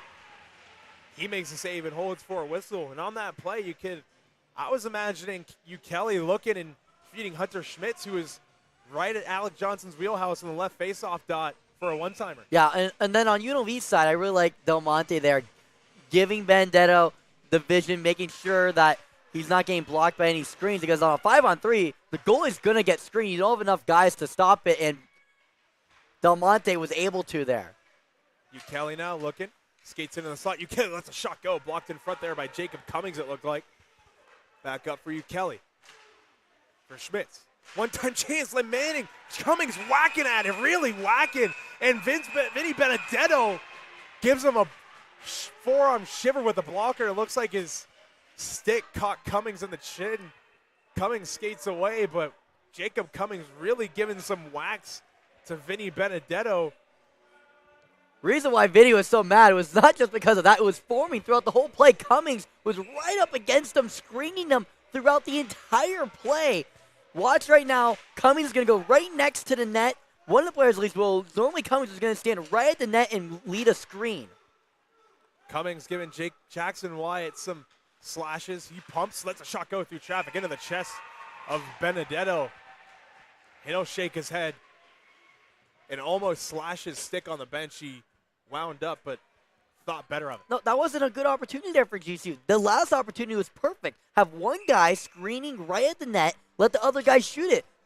Goalie can't see the puck as well, and then even if it's saved, it's going to be a rebound. You're going to have a better opportunity. Cummings almost scored on the last opportunity. That opportunity left the net open, and Benedetto is easily able to make that save. Watch out for that in this next minute of the power play.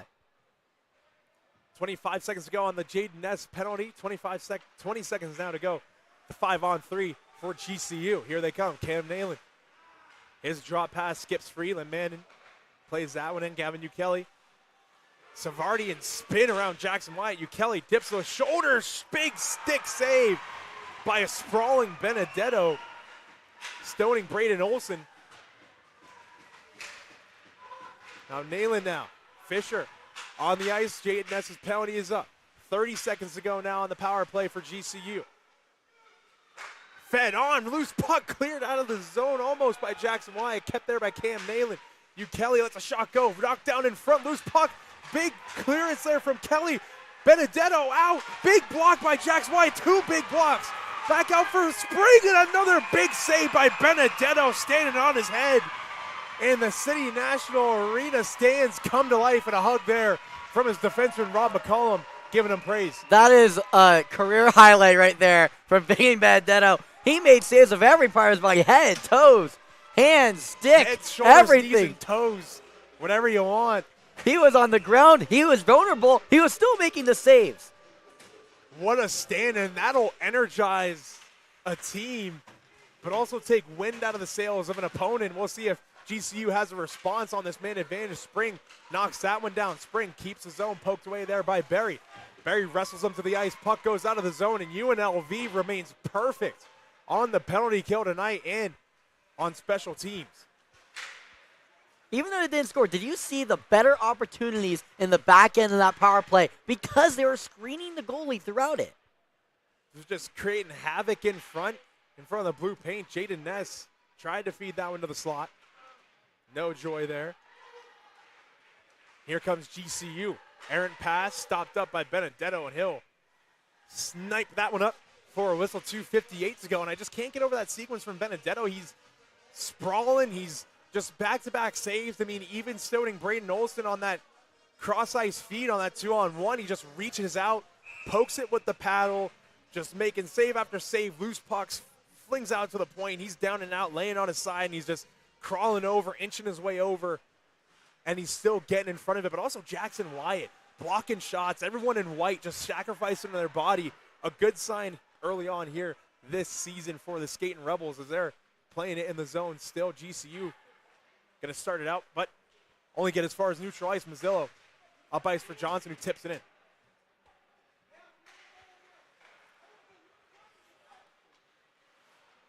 Two and a half to go now in this second period. UNLV trying to keep the zone. They don't. And we got a whistle here. High sticking is going to be the call. And that's going to be Hunter Schmitz sitting, and now UNLV another chance to keep their special teams unit perfect. Perfect on the power play. perfect on the penalty kill. Another power play opportunity here coming up with 2:25 to go in the second period. Story of the season right there. I beat the dead horse enough. Just let the action play out.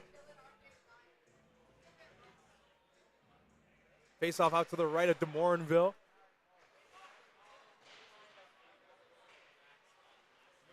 UNLV now going to work. Work on the near wall. Dalmonte return pass. Pitch and catch between Dalmonte and Jackson Wyatt. Nayland can't clear the zone. Kelly can't either. Jackson stops it up.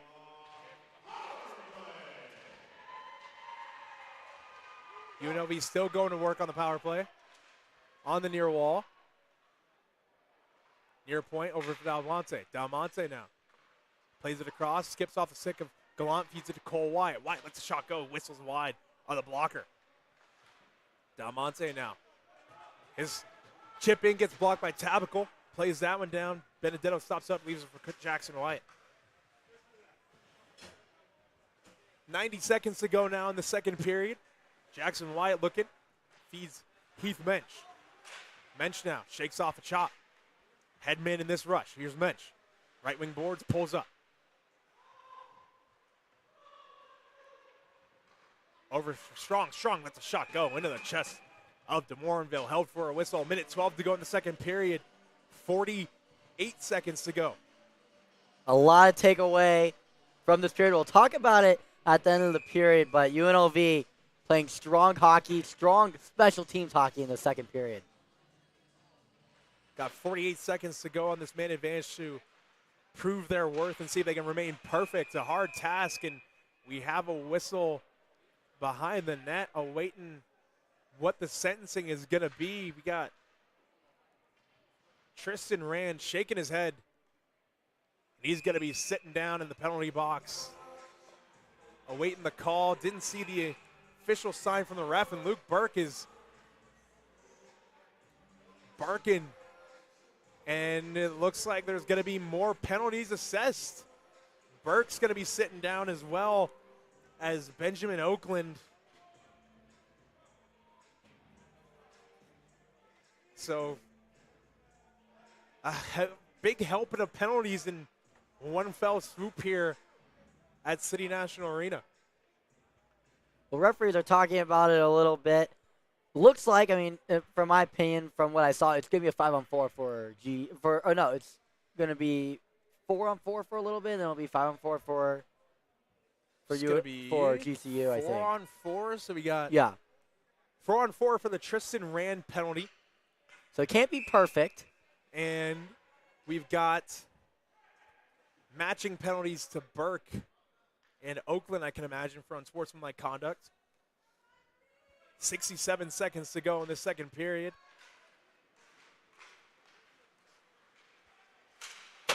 That's going to be sent right back in by GCU.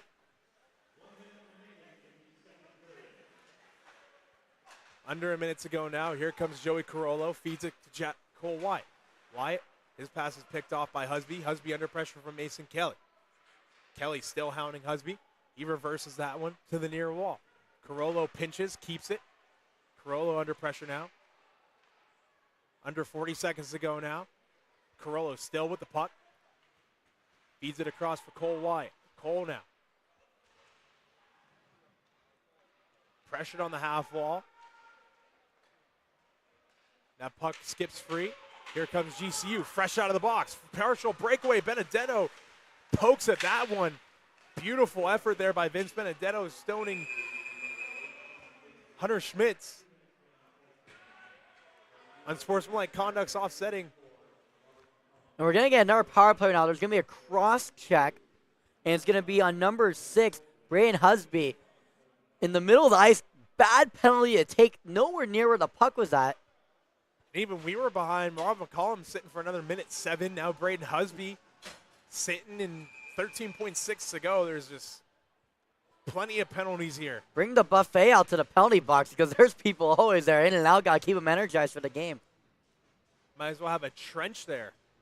How many people are skating to the penalty box here tonight? Hunter Schmitz feeds it up ice. Now here comes GCU. Saucer pass sticked away there almost by Benedetto. Off the side of the cage there. And that'll do it. 2 periods down. Guaranteed 1 to go. UNLV with the advantage 7-2 after 40 minutes. Here's the takeaways from the second period for myself. Number one, Vinny Benedetto is him right now, making some incredible saves. But number two is that UNLV is playing better as a team tonight than GCU. What do I mean by that?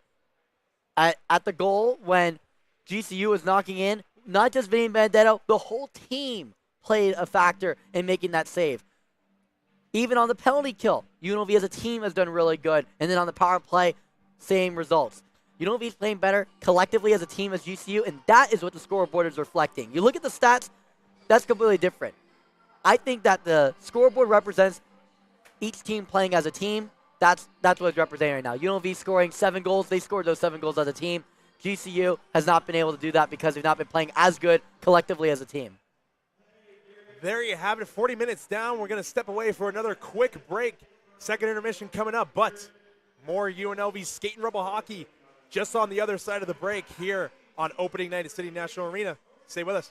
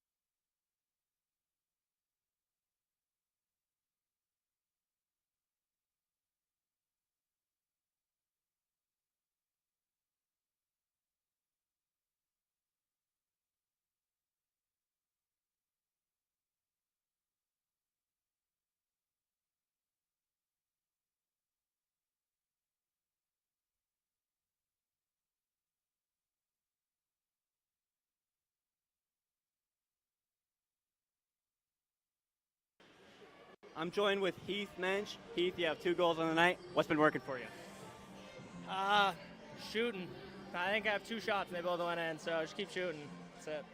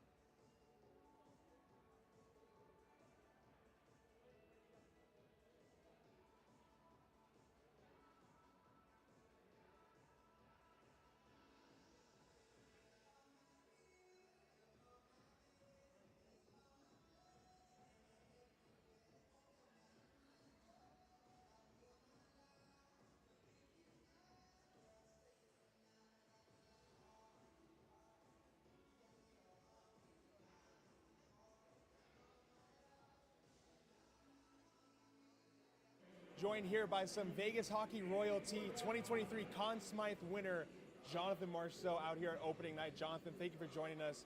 Just very quickly off the top, what do you think about the growth of hockey in Las Vegas? Your kids are in the programs. You've been here since year 1 with Vegas Golden Knights, and you've really seen it explode. Yeah, it's been honestly really fun to be part of the process. I think the hockey's been doing great here. Every year it's getting better and better, and I mean, you see tonight it's going to be a packed arena, so it's just fun to be part of this, and yeah, I'm definitely excited for the next few years. Awesome. And Jonathan, just in Las Vegas, where do you see Las Vegas hockey going in the future, and then more specifically the UNLV hockey program? Well, I mean,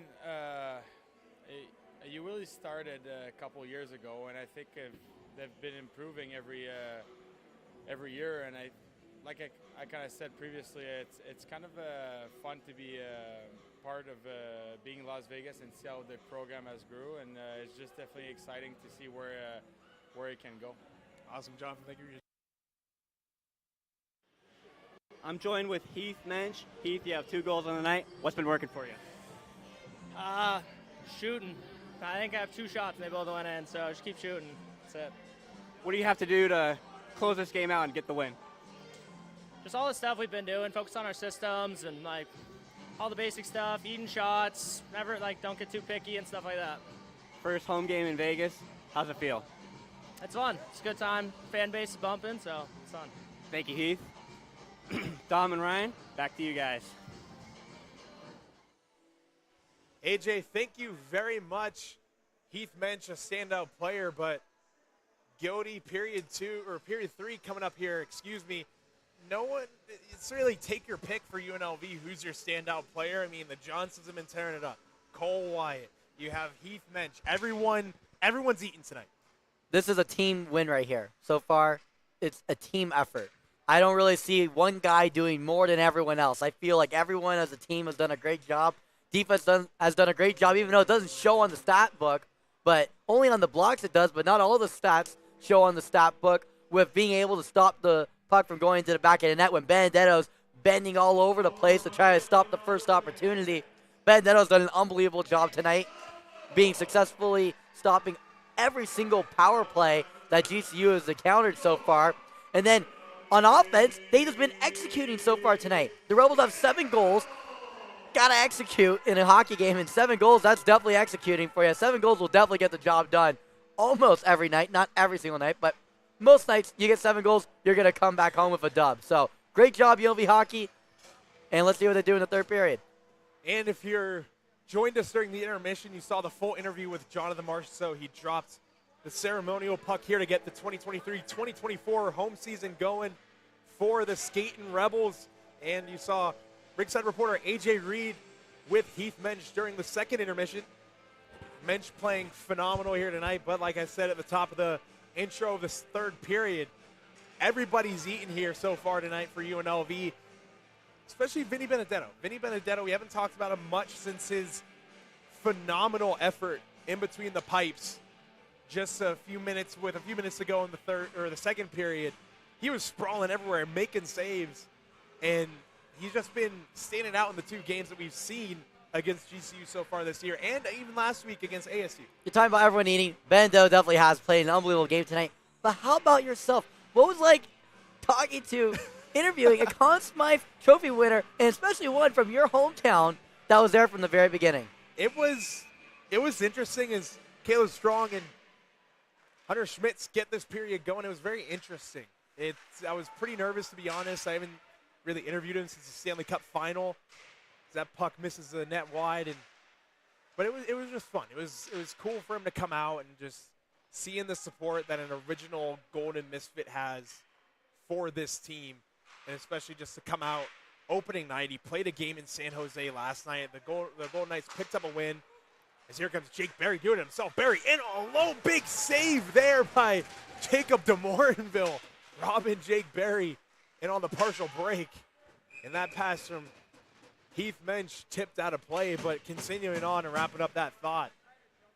Fun interview, but just seeing a guy who played a game in San Jose last night, a physical 4-1 victory for the Golden Knights, playing again tomorrow night at the Fortress at T-Mobile Arena against Anaheim Ducks. Just awesome to see him come out and take time out of his day off at the very beginning of a long 82-game season in a Stanley Cup defense to show love to some local hockey programs out here tonight. Cam Nalen picking that puck out of the skates of Del Monte. UNLV back to full strength. 49 seconds left on the power play for the Skating Rebels. Again, another look. Here's Jackson Wyatt over to Cole. Cole Wyatt just fed that one in. Max Johnson in on Cam Nalen. Puck skips for Cole Wyatt. Now to Jackson. Jackson lets the wrist shot go through the traffic. Tipped wide. Off the boards and out. 25 to go now on the GCU penalty.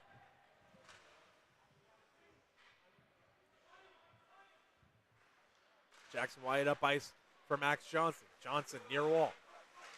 Plays one down for Gallant. Gallant now. Chips it up to the point. Glove down by Strong. Strong plays it back down low. Now Jackson Wyatt, slap shot, blocked in front by Max Johnson. And then sent off the glass and out. GCU back to full strength. And UNLV's power play unit seems to have lost momentum on the stat sheet, but they're still getting good chances just about 2 minutes into this third period. I mean, if you score 7 goals, you're doing something right. And they have been doing a lot right tonight on offense. Joey Carollo, that's tipped on in by Jaden Ness. Warrenville leaves that. Now Kelly. UNLV still on the forecheck. Ness gets that one chopped away by Dylan Dent. Now here's Cummings. Cummings flips that one up for Dent. Dent now for Husby. Husby now gets that one poked away. Dent lets a shot go. Gloved and held there by Benedetto right into the silver trapper. Great job by Benedetto because Cummings was coming right next to him. Had the high stick, but if he was able to knock that puck down and the stick was below the crossbar, he would have had an opportunity for a rebound. So great job there by Benedetto mitigating all possible damage from after a possible rebound. 17:29 to go. Just 1 minute off of the Lil Uzi Vert and Playboy Cardi leak, 16:29. Good leak there. Very good song. Still hasn't been released. Every single Lil Uzi Vert fan and Playboy Cardi fan, they're waiting for that to get released. So they've been teasing it on Twitter, but still nothing coming of it. Let's talk a little bit of Golden Knights, okay? Going into the season, there was some skepticism, even though they won the Stanley Cup, because their preseason was not necessarily as strong as people expected it. Another save there by Benedetto. Another second chance shot by Dent. Loose puck working the near wall. UNLV breaking it out. Here's Mason Kelly. 3-on-1. Flanders back over. Tried to feed it to Kelly. A diving GCU defenseman. There's Lemanis breaking that play up. Off the wall and out of the zone. But to your comment, Gildy, I mean, lackluster preseason, Bruce Cassidy mixing up the lines, lots of rookies. There was a lot of games where there was only one NHL-ready line, and that line was what people would call the bottom six, as Rand dancing his way to the slot. And Tristan Rand and Jacob Cummings come together, and Cummings a bit slow to get up as he got upended there by the Skating Rebels rookie. He's back to the bench. No worse for wear. That puck goes on net. Robertson plays it around. Yeah, but about the Golden Knights, though, they've looked a lot better. When the regular season started, though, they got 2 wins to start off the season, and they're looking hot. 2 big dominating wins even for Vegas. Taking out an old foe in San Jose last night at the SAP Center. Rob McCollum, that's a shot go from the point, blocked away by DeMorinville. Burke in on that one at the half wall. Play back up for McCollum. Now Jackson Wyatt. Back to McCollum, kicks it to himself. McCollum gets that one poked away. Pressed against the wall. He gets neutralized. Heath Mensch picks that one up. Mensch for Burke. Burke steps in, slap shot in the chest, and got it coming together there. That was Spring and Strong coming together away from the play, and Caleb Strong coming away victorious. Yeah, but to cap off the thought on the Golden Knights, I feel like the fans' skepticism kind of died off with these 2 wins. Looks like the Golden Knights are back on track to have a really good, strong season. They keep it up potentially, but still 80 games to go, and that all a lot of hockey starts back up again tomorrow night against the Anaheim Ducks, a team that reloaded. Got a top draft pick in Leo Carlson this year in the entry draft. A lot of teams, a lot of fans, a lot of NHL media thought they were going to take Adam Fantilli, but he ended up falling to the Columbus Blue Jackets. Connor Bedard obviously going first overall. Max Johnson with a shot, 5-hole save there by DeMorinville. Max Johnson still looking for his 3rd of the game, and now here comes GCU the other way. A partial break in on Benedetto. Feeds it across, shouldered away there by Benedetto. Keeping that puck out just over 5 minutes elapsed in this 3rd period. And here's Bradley Gallant the other way. Gallant tries to dance through. He gets tied up. Sent back for Joey Carollo. Puts the brakes on and turns it back up north. Carollo, stretch pass gets blocked up. We got a whistle there. And the Pacific Division, Ryan, in the NHL getting pretty stacked. I mean, the Anaheim Ducks have some pretty good prospects on their team already and pretty good prospects coming up through the pipeline. Can't forget about the Golden Knights. The Golden Knights, you have Brendan Brisson, who, speaking with Jonathan Marchessault earlier, he went on record during the preseason. He was on a line with Brendan Brisson, and he said that Brisson reminds Marchessault of himself. Wow. A younger version of himself. He likes to shoot the puck. When he does, he's accurate. He's not the biggest guy in the role, but he's still gritty. He'll get into the corners. He'll play. And Brisson was really turning some heads. He didn't crack the NHL roster. He's still going to be playing down in Henderson with the Silver Knights in the AHL. But future is bright for the University of Michigan alumni as Daniel Fisher gains his own. Drop pass for Grant Smith. Plays it back down low for Fisher. Having a minor league team play that close to your NHL team, I think is so good for the team because I feel like much the people, travel it's much easier to travel. The difference isn't much. You can live at the same place. Exactly. And then if you get called up, you can live in a nicer house. It's great. Exactly. And a lot of speculation on NHL Reddits and hockey Reddits. Lake Tahoe getting a brand new ECHL team, so everyone believing that the Golden Knights will ditch the Savannah Ghost Peppers. As Tristan Rand, dazzling move, dancing around, and McCollum takes out DeMorinville, being pressed by Kelly, and a shot after the whistle. Tristan Rand going nose to nose. We have a whistle, and now Flanders getting mixed up. And it looks like only a penalty to GCU. Michael Lewis, I heard the official screaming emphatically, 29, only 29. Temperature rising a little bit, but I mean, it's nothing crazy. And it looks like it's just Michael Lewis, and he looks to the bench and points at his chest, possibly a signal, yeah, that's my bad. But it's incidental contact, and then you have a shot after the whistle, and that'll just draw the ire of a lot of people. Incidental contact. That's every sport. Whenever you do something that's negative towards your team or it looks a little dirty, you say, oh, it's always incidental contact. Like, you know, the Rams and Saints, when there was no pass interference, oh, it was incidental contact. Right there, it was incidental contact, but there was the call. Bit of a numbers mix-up. GCU had too many guys out there. UNLV set to begin their power play, one that's been successful a lot here tonight. Max Johnson with the puck. Plays that one up for Jackson Wyatt. Wyatt now, shot through traffic, came up high, blocked in front. He keeps his own. Wyatt for Dalmonte. Dalmonte, pump fake, that shot gets tipped wide. Gallant can't find it in his skates. He's against two purple sweaters. Dalmonte in for support. Max Johnson finds the puck, puts one on, loose puck in front, and they score! It looks like Bradley Gallant getting all the hugs and the pats on the helmet. The Skating Rebels connect once again on the power play. 8-2 now. Look for a second like Johnson had a chance at a hat trick, but put Gallant one away from a hat trick. That's his second of the night in a similar fashion. Off the rebound, just put the puck in the back of the net. Easy enough as it sounds. He did it himself.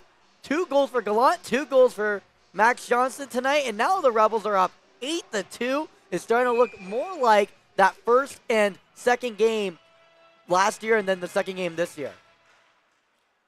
UNLV commanding this game. Luke Burke all over in the forecheck. He's been on it. He bats that puck down. Heath Mensch chucks his man. UNLV really in on the forecheck. Got a veteran and a rookie in there. Luke Burke, formerly of Adrian College, and a big check in the open ice by Alec Johnson. If you didn't think he was back, you can for sure think he is now. A shot there through traffic. Save made by Benedetto, and a big hit there by Alec Johnson in the open ice, and drew the ire a bit of the Antelopes bench. And to cut it even, it did look like there's a bit of an elbow in there. Yeah, I was about to say, that looked kind of similar to Del Monte's hit, but it would have been a different penalty because his was interference, I believe. That would have been a different one, but what if the ref doesn't see it, it didn't happen, correct, right? Yep, exactly. Stripes don't catch it, nothing happens. So Alec Johnson, the captain this season, already with a dazzling goal here tonight. Scoring once, and now he was already applying himself and showing himself on the score sheet. Now he's showing himself physically. And you know, like everyone's saying, oh, he's just coming off an injury, he's hurt. Athletes know how to play hurt. It's in their DNA. Play in. If he's still hurt, he is playing phenomenal. Mason Kelly feeding one to the slot into Morinville. Gets that one, and we have 3 purple sweaters on Nick Flanders, and Mason Kelly puts his arm around somebody trying to get the number, and looks like Braden Husby got a friendly arm around the neck by Mason Kelly, and he didn't take too kindly. I guess they're not buddies. I guess they're not buddies after all. That was a good one, Dom, but still going to be 5-on-5 hockey. It looks like right now, correct? Yeah, it looks like 5-on-5 hockey. But you got to defend your goaltender, and that's what they did right there. And it doesn't matter if they're buddies or not. You got to still defend your goaltender. And Mason Kelly not afraid of confrontation. Speaking with him, we've reviewed his fights in juniors before. He's not scared to chuck him and not scared of anybody. And he's a big man, so I can't really blame him. Puck turned over. Flanders gets roughed up by the bench.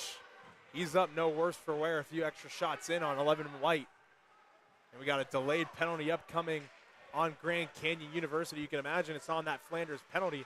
Rob McCollum galloping through the neutral zone. Head up. McCollum gains the blue. McCollum looking. Takes it below the goal line. That puck gets knocked away. McCollum now pirouettes away from pressure. Loses an edge. And we got a stoppage. And we got Jaden Ness mixing it up. And we have some more pushing and shoving and jousting. And Braden Husby coming in late once again. Jaden Ness getting emphatically called to the penalty box. This official just screaming. I love how he yells out the numbers. It makes our job easier. He doesn't have to announce it. But I think it's hysterical. He's louder than all the crowd because the crowd right now is 8-2. They're just here to watch the rest of this hockey game. 11 minutes to go. Yeah, chilling, having the rest of their hot cocoa. It's a very cold ice arena. Colder than the start of last season. I mentioned that as soon as I got in here. Wearing shorts and a T-shirt, and it was freezing. Why did you do that? Was it like summer outside? I mean, it was a cool like 78 degrees outside. It wasn't that bad. I was relaxing, doing homework, editing together the pregame show that everyone saw if they tuned in at the top of the broadcast, preparing, making the graphics and everything like that. So it was just a chill day. And then I come into the rink, and I'm expecting it to be like, okay, been here for a few VGK practices, but it was ice cold. You did your homework on everything except about how cold it'll be in the rink for the whole game. Even because when you're my peacoat. Because when you're playing, you don't feel it as much. Oh no, and even you me, really like, don't. Like you I could go run really hot when I play hockey. Maybe it's because I'm out of shape and I haven't played competitive hockey in like 8 years, but I'm sweating putting on my gear. I'm out of breath tying my skates, and I get on the ice. I skate to the bench, put my sticks away, and I'm dying. 8 years, that'll be as long as it'll take for me to learn how to skate. But if you go out there and skate just with shorts and a T-shirt on, you'll be cold, but not that cold. But if you're just standing, you're broadcasting, you're not able to run. Like, we can't be out of breath while we're broadcasting, because if we could, I would. Got the rookies chopping it up. Luke Burke is chopping it up with Gavin Kelly. They're chumming it up, some smiles, which is a refreshing sight when you reflect on the temperature of this game lately. Lots of pushing and shoving. But Luke Burke and Gavin Kelly just yucking it up out there on the right wing faceoff. Right wing of the faceoff dot. We got 2 penalties on the board for GCU, and that's not right. Looks like it's supposed to be 4-on-4, so no, it's 5-on-4. The Rebels are on the power play. I guess they're pointing to 4. This is since like the middle of the second period, the penalties have been all over the place. It's been the whole game. It's been the whole game, and we've talked about all game about special teams, but it's going to be 5-on-4. The Rebels are going to be on a power play, but it looked like after the penalty, Ness and another player on GCU, I'm unsure who it is, got into a little scuffle, and that's where the additional roughings and unsportsmanlike conducts are. Whatever they're going to sentence them after. we got Robert McCollum waving at Ronaldo. That's everyone's kind of the mood's light here at City National Arena on the ice. McCollum, that's really funny. Saying hi to the fans out there. He's played to the camera a decent amount the 2 games we've had this year. He freshly buzzed his head, buzzed his hair off, and he's chumming it up with the GCU bench. There's a mess at the scores table. It's just, oh man, I don't know what's going on. 11:02 to go here tonight, and there's this everyone's just kind of chilling. Just kidding. Yeah, there's just McCollum, nothing. he's definitely waving at his parents if they're watching out there from Thunder Bay. Lovely people. I met them during the Liberty weekend last year in November. Absolutely wonderful people, wonderful family.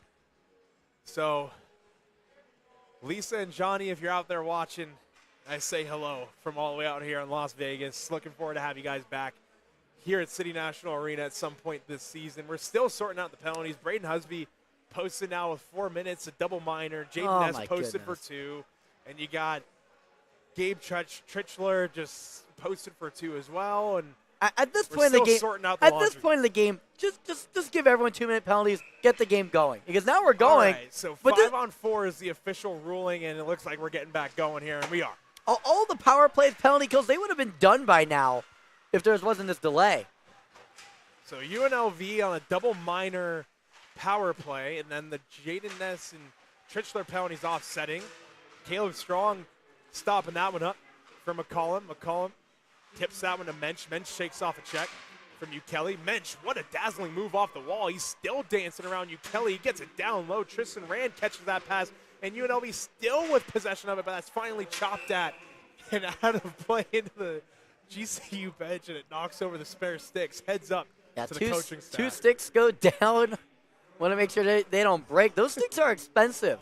Very expensive. I don't know if they would break off of that. But I was at a Pee Wee hockey game, Dom, and some kid broke their stick, and their parents like, "Oh, that's gonna cost $350." Yeah, and I'm like, it's $350 no for a joke. stick? Hockey cost is no joke. But I'm sure you can get a cheaper stick if you want to be like Bradley Gallant at the end of last year, rocking With the wood wooden. Sherwood. Matthias Dalmonte having to settle this one down. Plays it for Jackson Wyatt. Back to Dalmonte. Dalmonte, shot through traffic, and he scores. It looks like Bradley Gallant might have tipped that on. And as we said, the wood Sherwood stick might be good luck. Gallant, 9-2, UNLV. We're going into the second period like, hey, Max Johnson edging. It looks like he might be on the verge of a hat trick. Wrong guy. Gallant got himself a hat trick tonight. He almost stole a goal like from Max Johnson for his possible hat trick. Got the rebound. He got 2 rebounds. That one was not a rebound. And there he goes. That's a hat trick there for Gallant. This game very interesting. And Gildy, we still got 10 minutes to go. We got 10 minutes to go, and there's another delay. Oh, no, no more delay. Thank goodness. Because if there was going to be another delay, I think I might have gone haywire, Dom. And even then, looking at the time, it's 9:49 local. Been at the rink since 3 p.m. Well, that's what we signed up for.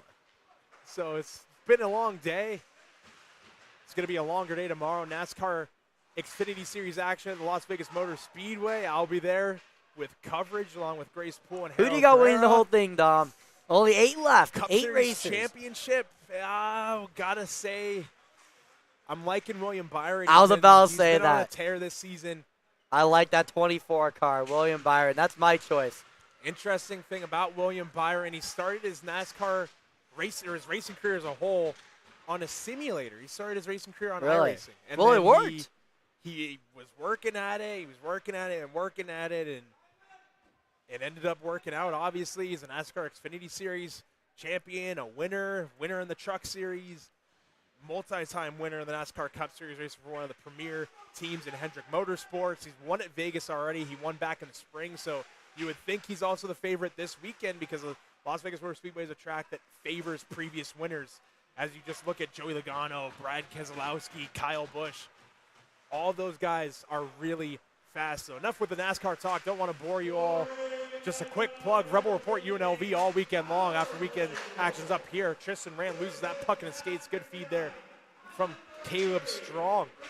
I could talk about any sport all day, Dom. If you wanted to talk about NASCAR for hours, even our listeners probably wouldn't want that, and I wouldn't want that. I could talk it.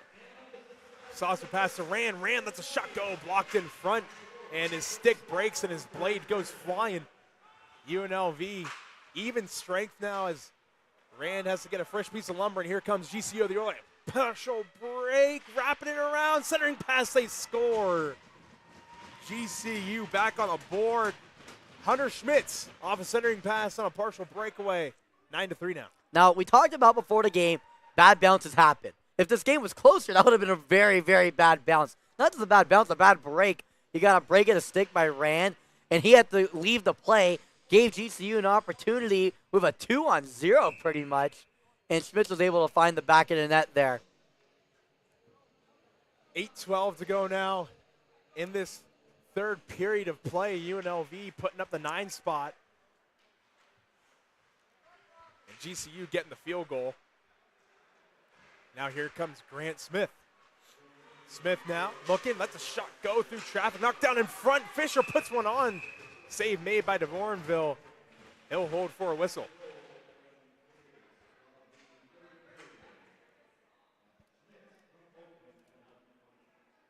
But that's also like the bad bounces.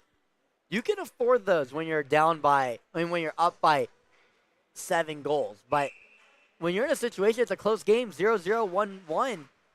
Those bad bounces, they can cost you games, they can cost you seasons. So that's why it's so important to get a lead and get ahead. Now here comes GCU the other way. Centering pass shot there, steered away, and delayed penalty upcoming on UNLV. And we have a pile up in the corner, a third man in, and they're still going at it on the ice. Can't get a number of the UNLV player. Now we have a giant coming together, and you can imagine there's going to be another penalty on GCU, wiping out the power play. Because of that instigator rule, third man in rule, whatever you want to call it. It looks like it's Grant Smith, and he was exchanging some words a little bit. And yeah, I was talking a little bit, Jacob DeMoraville. To the bench. Talking to us a little bit. He wanted to be mentioned on the broadcast. That's how you do it. You signal over to the broadcasters, wave at them a little bit. I don't know what he was saying. I think he was talking about a save or something. Couldn't really read his lips. We're still smiling. I think he's talking about, I think he put water in someone's glove. He put water in his glove or someone's glove. I think in his own glove, right? Or spraying the water. Okay. He's talking about his save. Yeah, that's unique. That was very unique. I've never had a visiting player communicating with the broadcast. I love it. Not just getting with it, like telling us, "Hey, this is what happened on the previous play." I slid over to the went to the butterfly, closed his trap, and he was like, "Save." Yeah, and it was a good save, and DeMoraville's done a great job. Honestly, this GCU team in its third period has done a good job as a whole. That's phenomenal. I've never seen that before. Oh man, love it. 7:43 to go in this third period. He's giving a shrug. He's giving a shrug to AJ Reed. This whole period's been just comedic. I love it. Great way to start the season at home here for us. Just regardless, just even the amount of fun this broadcast has been, just the interactions with the players and this game. Grant Smith interviewing Conn Smythe winners. Just phenomenal everything. Opening night. We got. Looks like it's 4-on-4. You got Robbie. No penalty posted. You got Robbie waving at the crowd. We got the opposing backup goalie from tonight, DeMoraville, chatting it up with the broadcasters through the glass. For any visiting GCU fans watching, tune in tomorrow night. We're going to see if I can get in contact with DeMoraville to see if we can fill in the blanks at the top of the show tomorrow night as to what he said. Maybe get a little Lavarine mic in there. Oh, one-time chance and Cummings buries it. GCU connecting. Jacob Cummings, mentioned in the pregame show, he has been scoring like he usually does. He gets on the board. 9-4 UNLV now. Now, GCU, they're looking hot right now. And sure, right now, I might not win them this game tonight. But remember, every single time that UNLV has beaten GCU by a significant number in the last 2 years, GCU has came back the next game and played much better.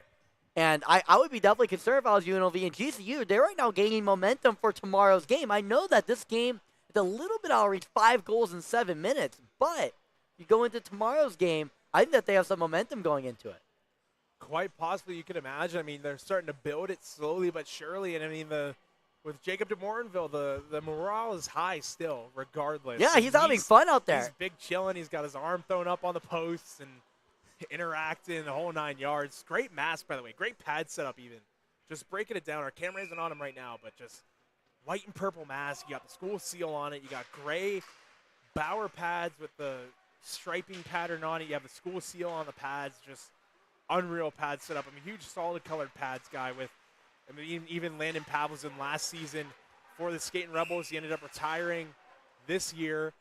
His pad setups were great last season. He had the all black in the fall semester, switched to some red and black Bauer pads.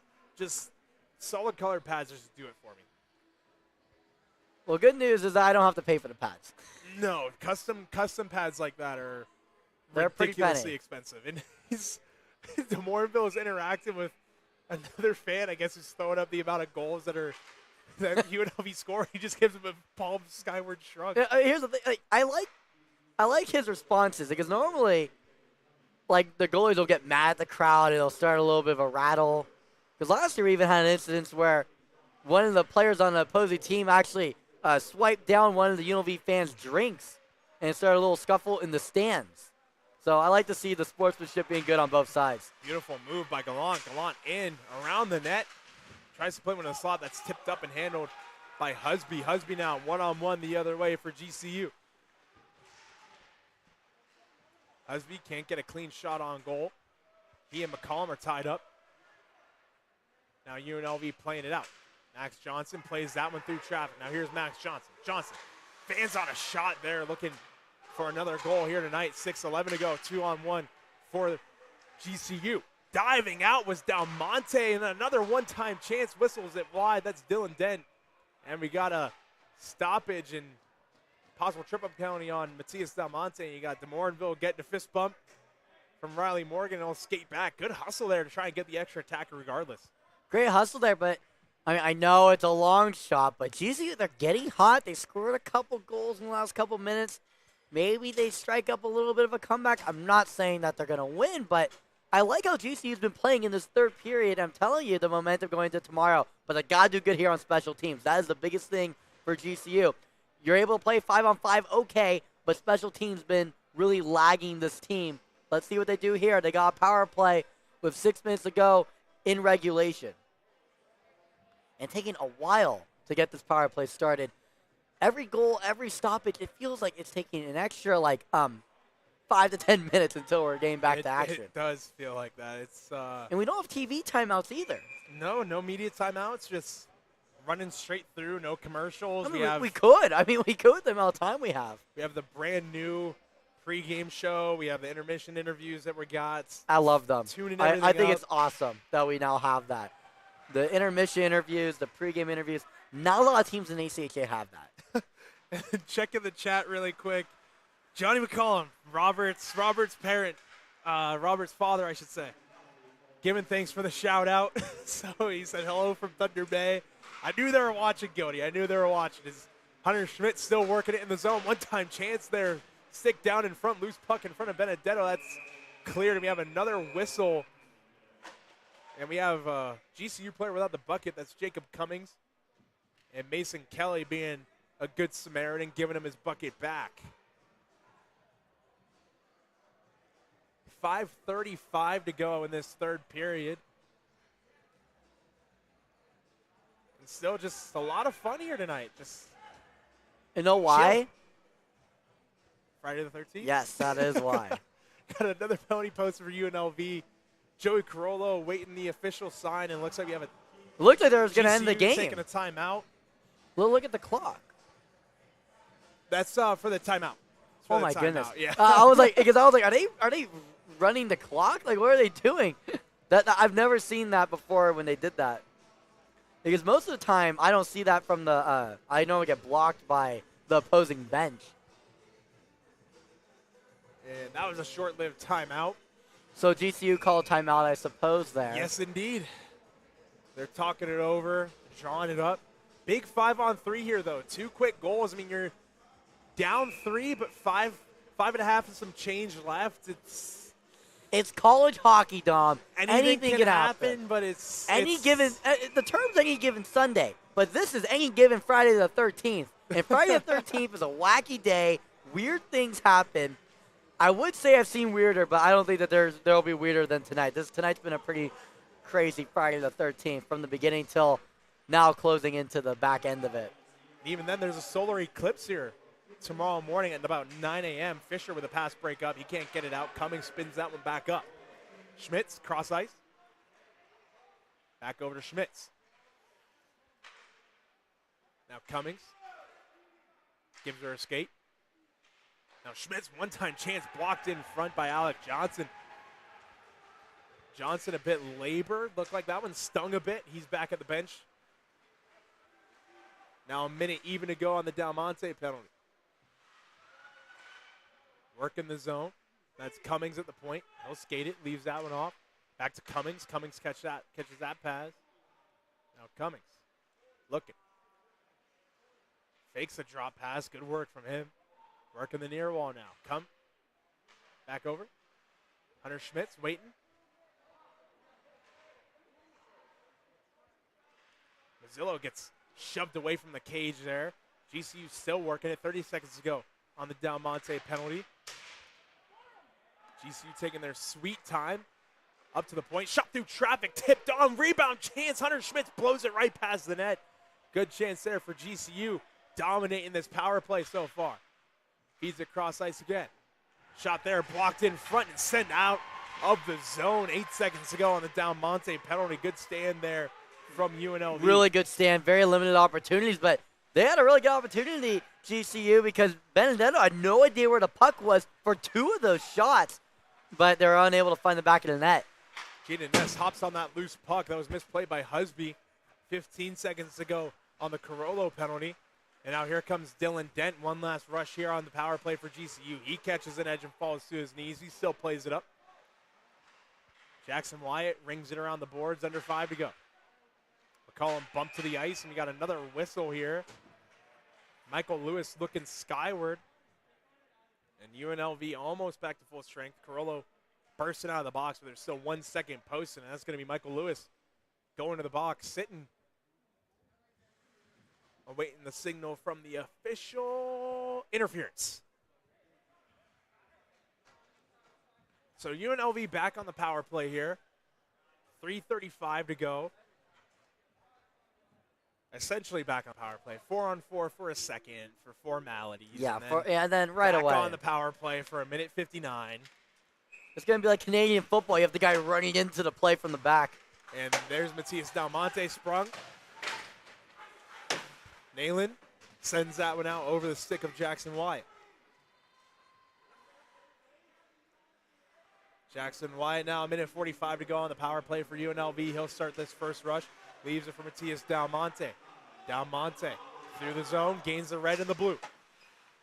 Del Monte is going to skate it, puts the brakes on at the goal line. Max Johnson slashing the stick.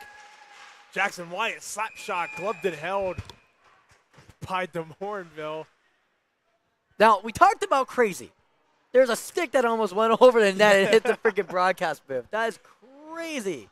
Would have been a souvenir, but for like 10 seconds because we got the GCU equipment guys right next to us. Just give a little handoff there. That would have been the craziest thing ever if a stick flew into the broadcast booth. I've seen it happen. I've seen I've seen sticks get stuck in the kick plates. I've seen them get stuck in netting, in between the glass. Del Monte stepping in, lets the shot go into the glove. Loose puck found and held by DeMorinville. Max Johnson shoved away. 1:20 to go on the power play for UNLV. 2:55 Take left away in the third. special teams. I really like how GCU has looked in this third period. Offensively, defensively, especially the goalie, DeMorinville, is doing a great job, not just because he was talking to the broadcast booth and joking around, but he's actually done a really good job since he's been at net.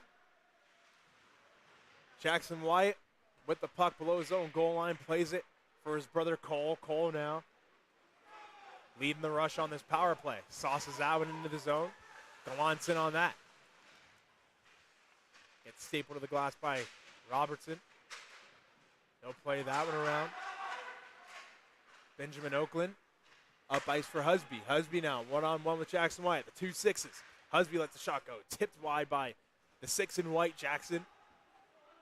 He's being hounded there. He plays that one up for Caleb Strong. 38 to go on this UNLV power play. Strong's going to hold in his own zone. Now Tristan Rand. Rand cuts. Head up. Now he's up ice. Now plays it for Burke. Burke tries to tip it in. Delayed offside. He's got a whistle. 24 seconds to go on the UNLV power play. 1:59 left in the third now. And we talk about Rand speed. It is still really high up there. When you talk about players, if you want to see, are they going to be able to be as fast in the first shift as their last shift? And you see right there with Rand, he's able to keep up that same exact speed. And that comes from off-season conditioning, staying in shape, because it's very hard to play a full 60 minutes of hockey, keeping up speed like he has. Most definitely pretty reminiscent to Michael Batuzov. He's a speedster. Bradley Gallant's a speedster. Other guys around the ACHA with wheels that comes to mind. Brock Braslovsky over in Oregon. Big hit there on the bench. And we got some concern. Can't really see who got hit there from our angle. It looks like they're slower to get up.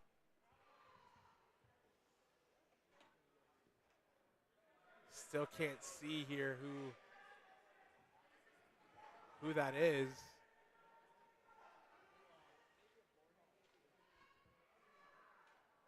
Being tended to by the athletic trainer.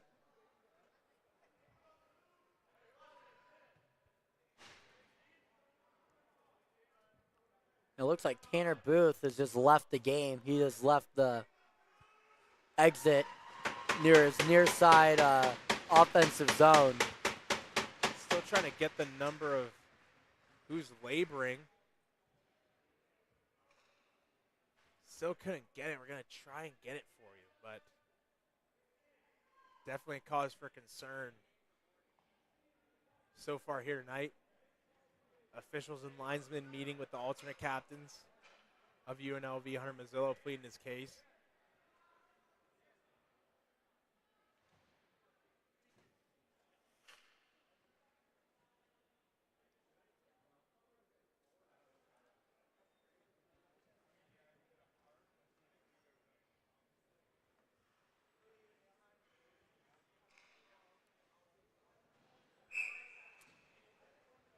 .93 seconds to go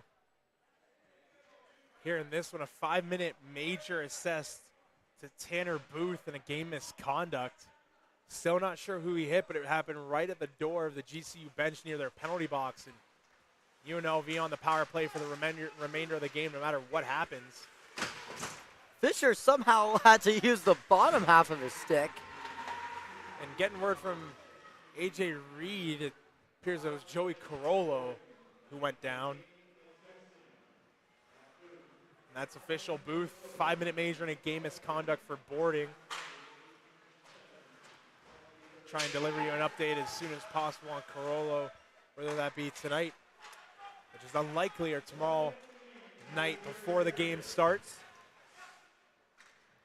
Under a minute to go now in this one.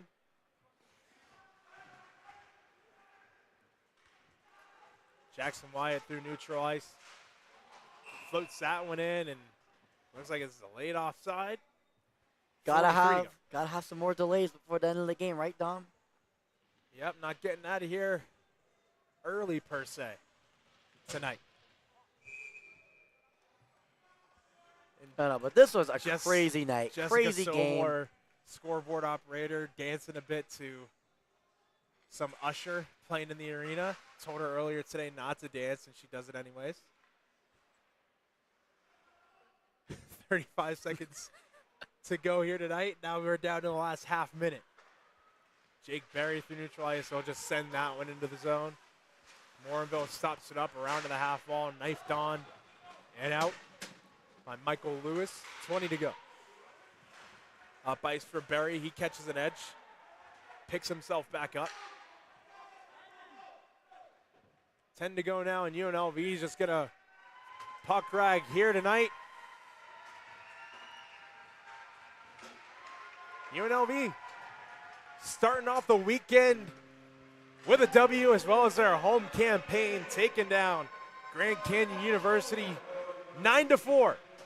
Special teams leading the way here all night long. The Johnson twins leading the way as well, but overall, complete performance from the Skating Rebels in front of the home crowd for the first time this year. Complete performance. Great job by Benedetto. Great job by the defense protecting that net when it was left a little bit open.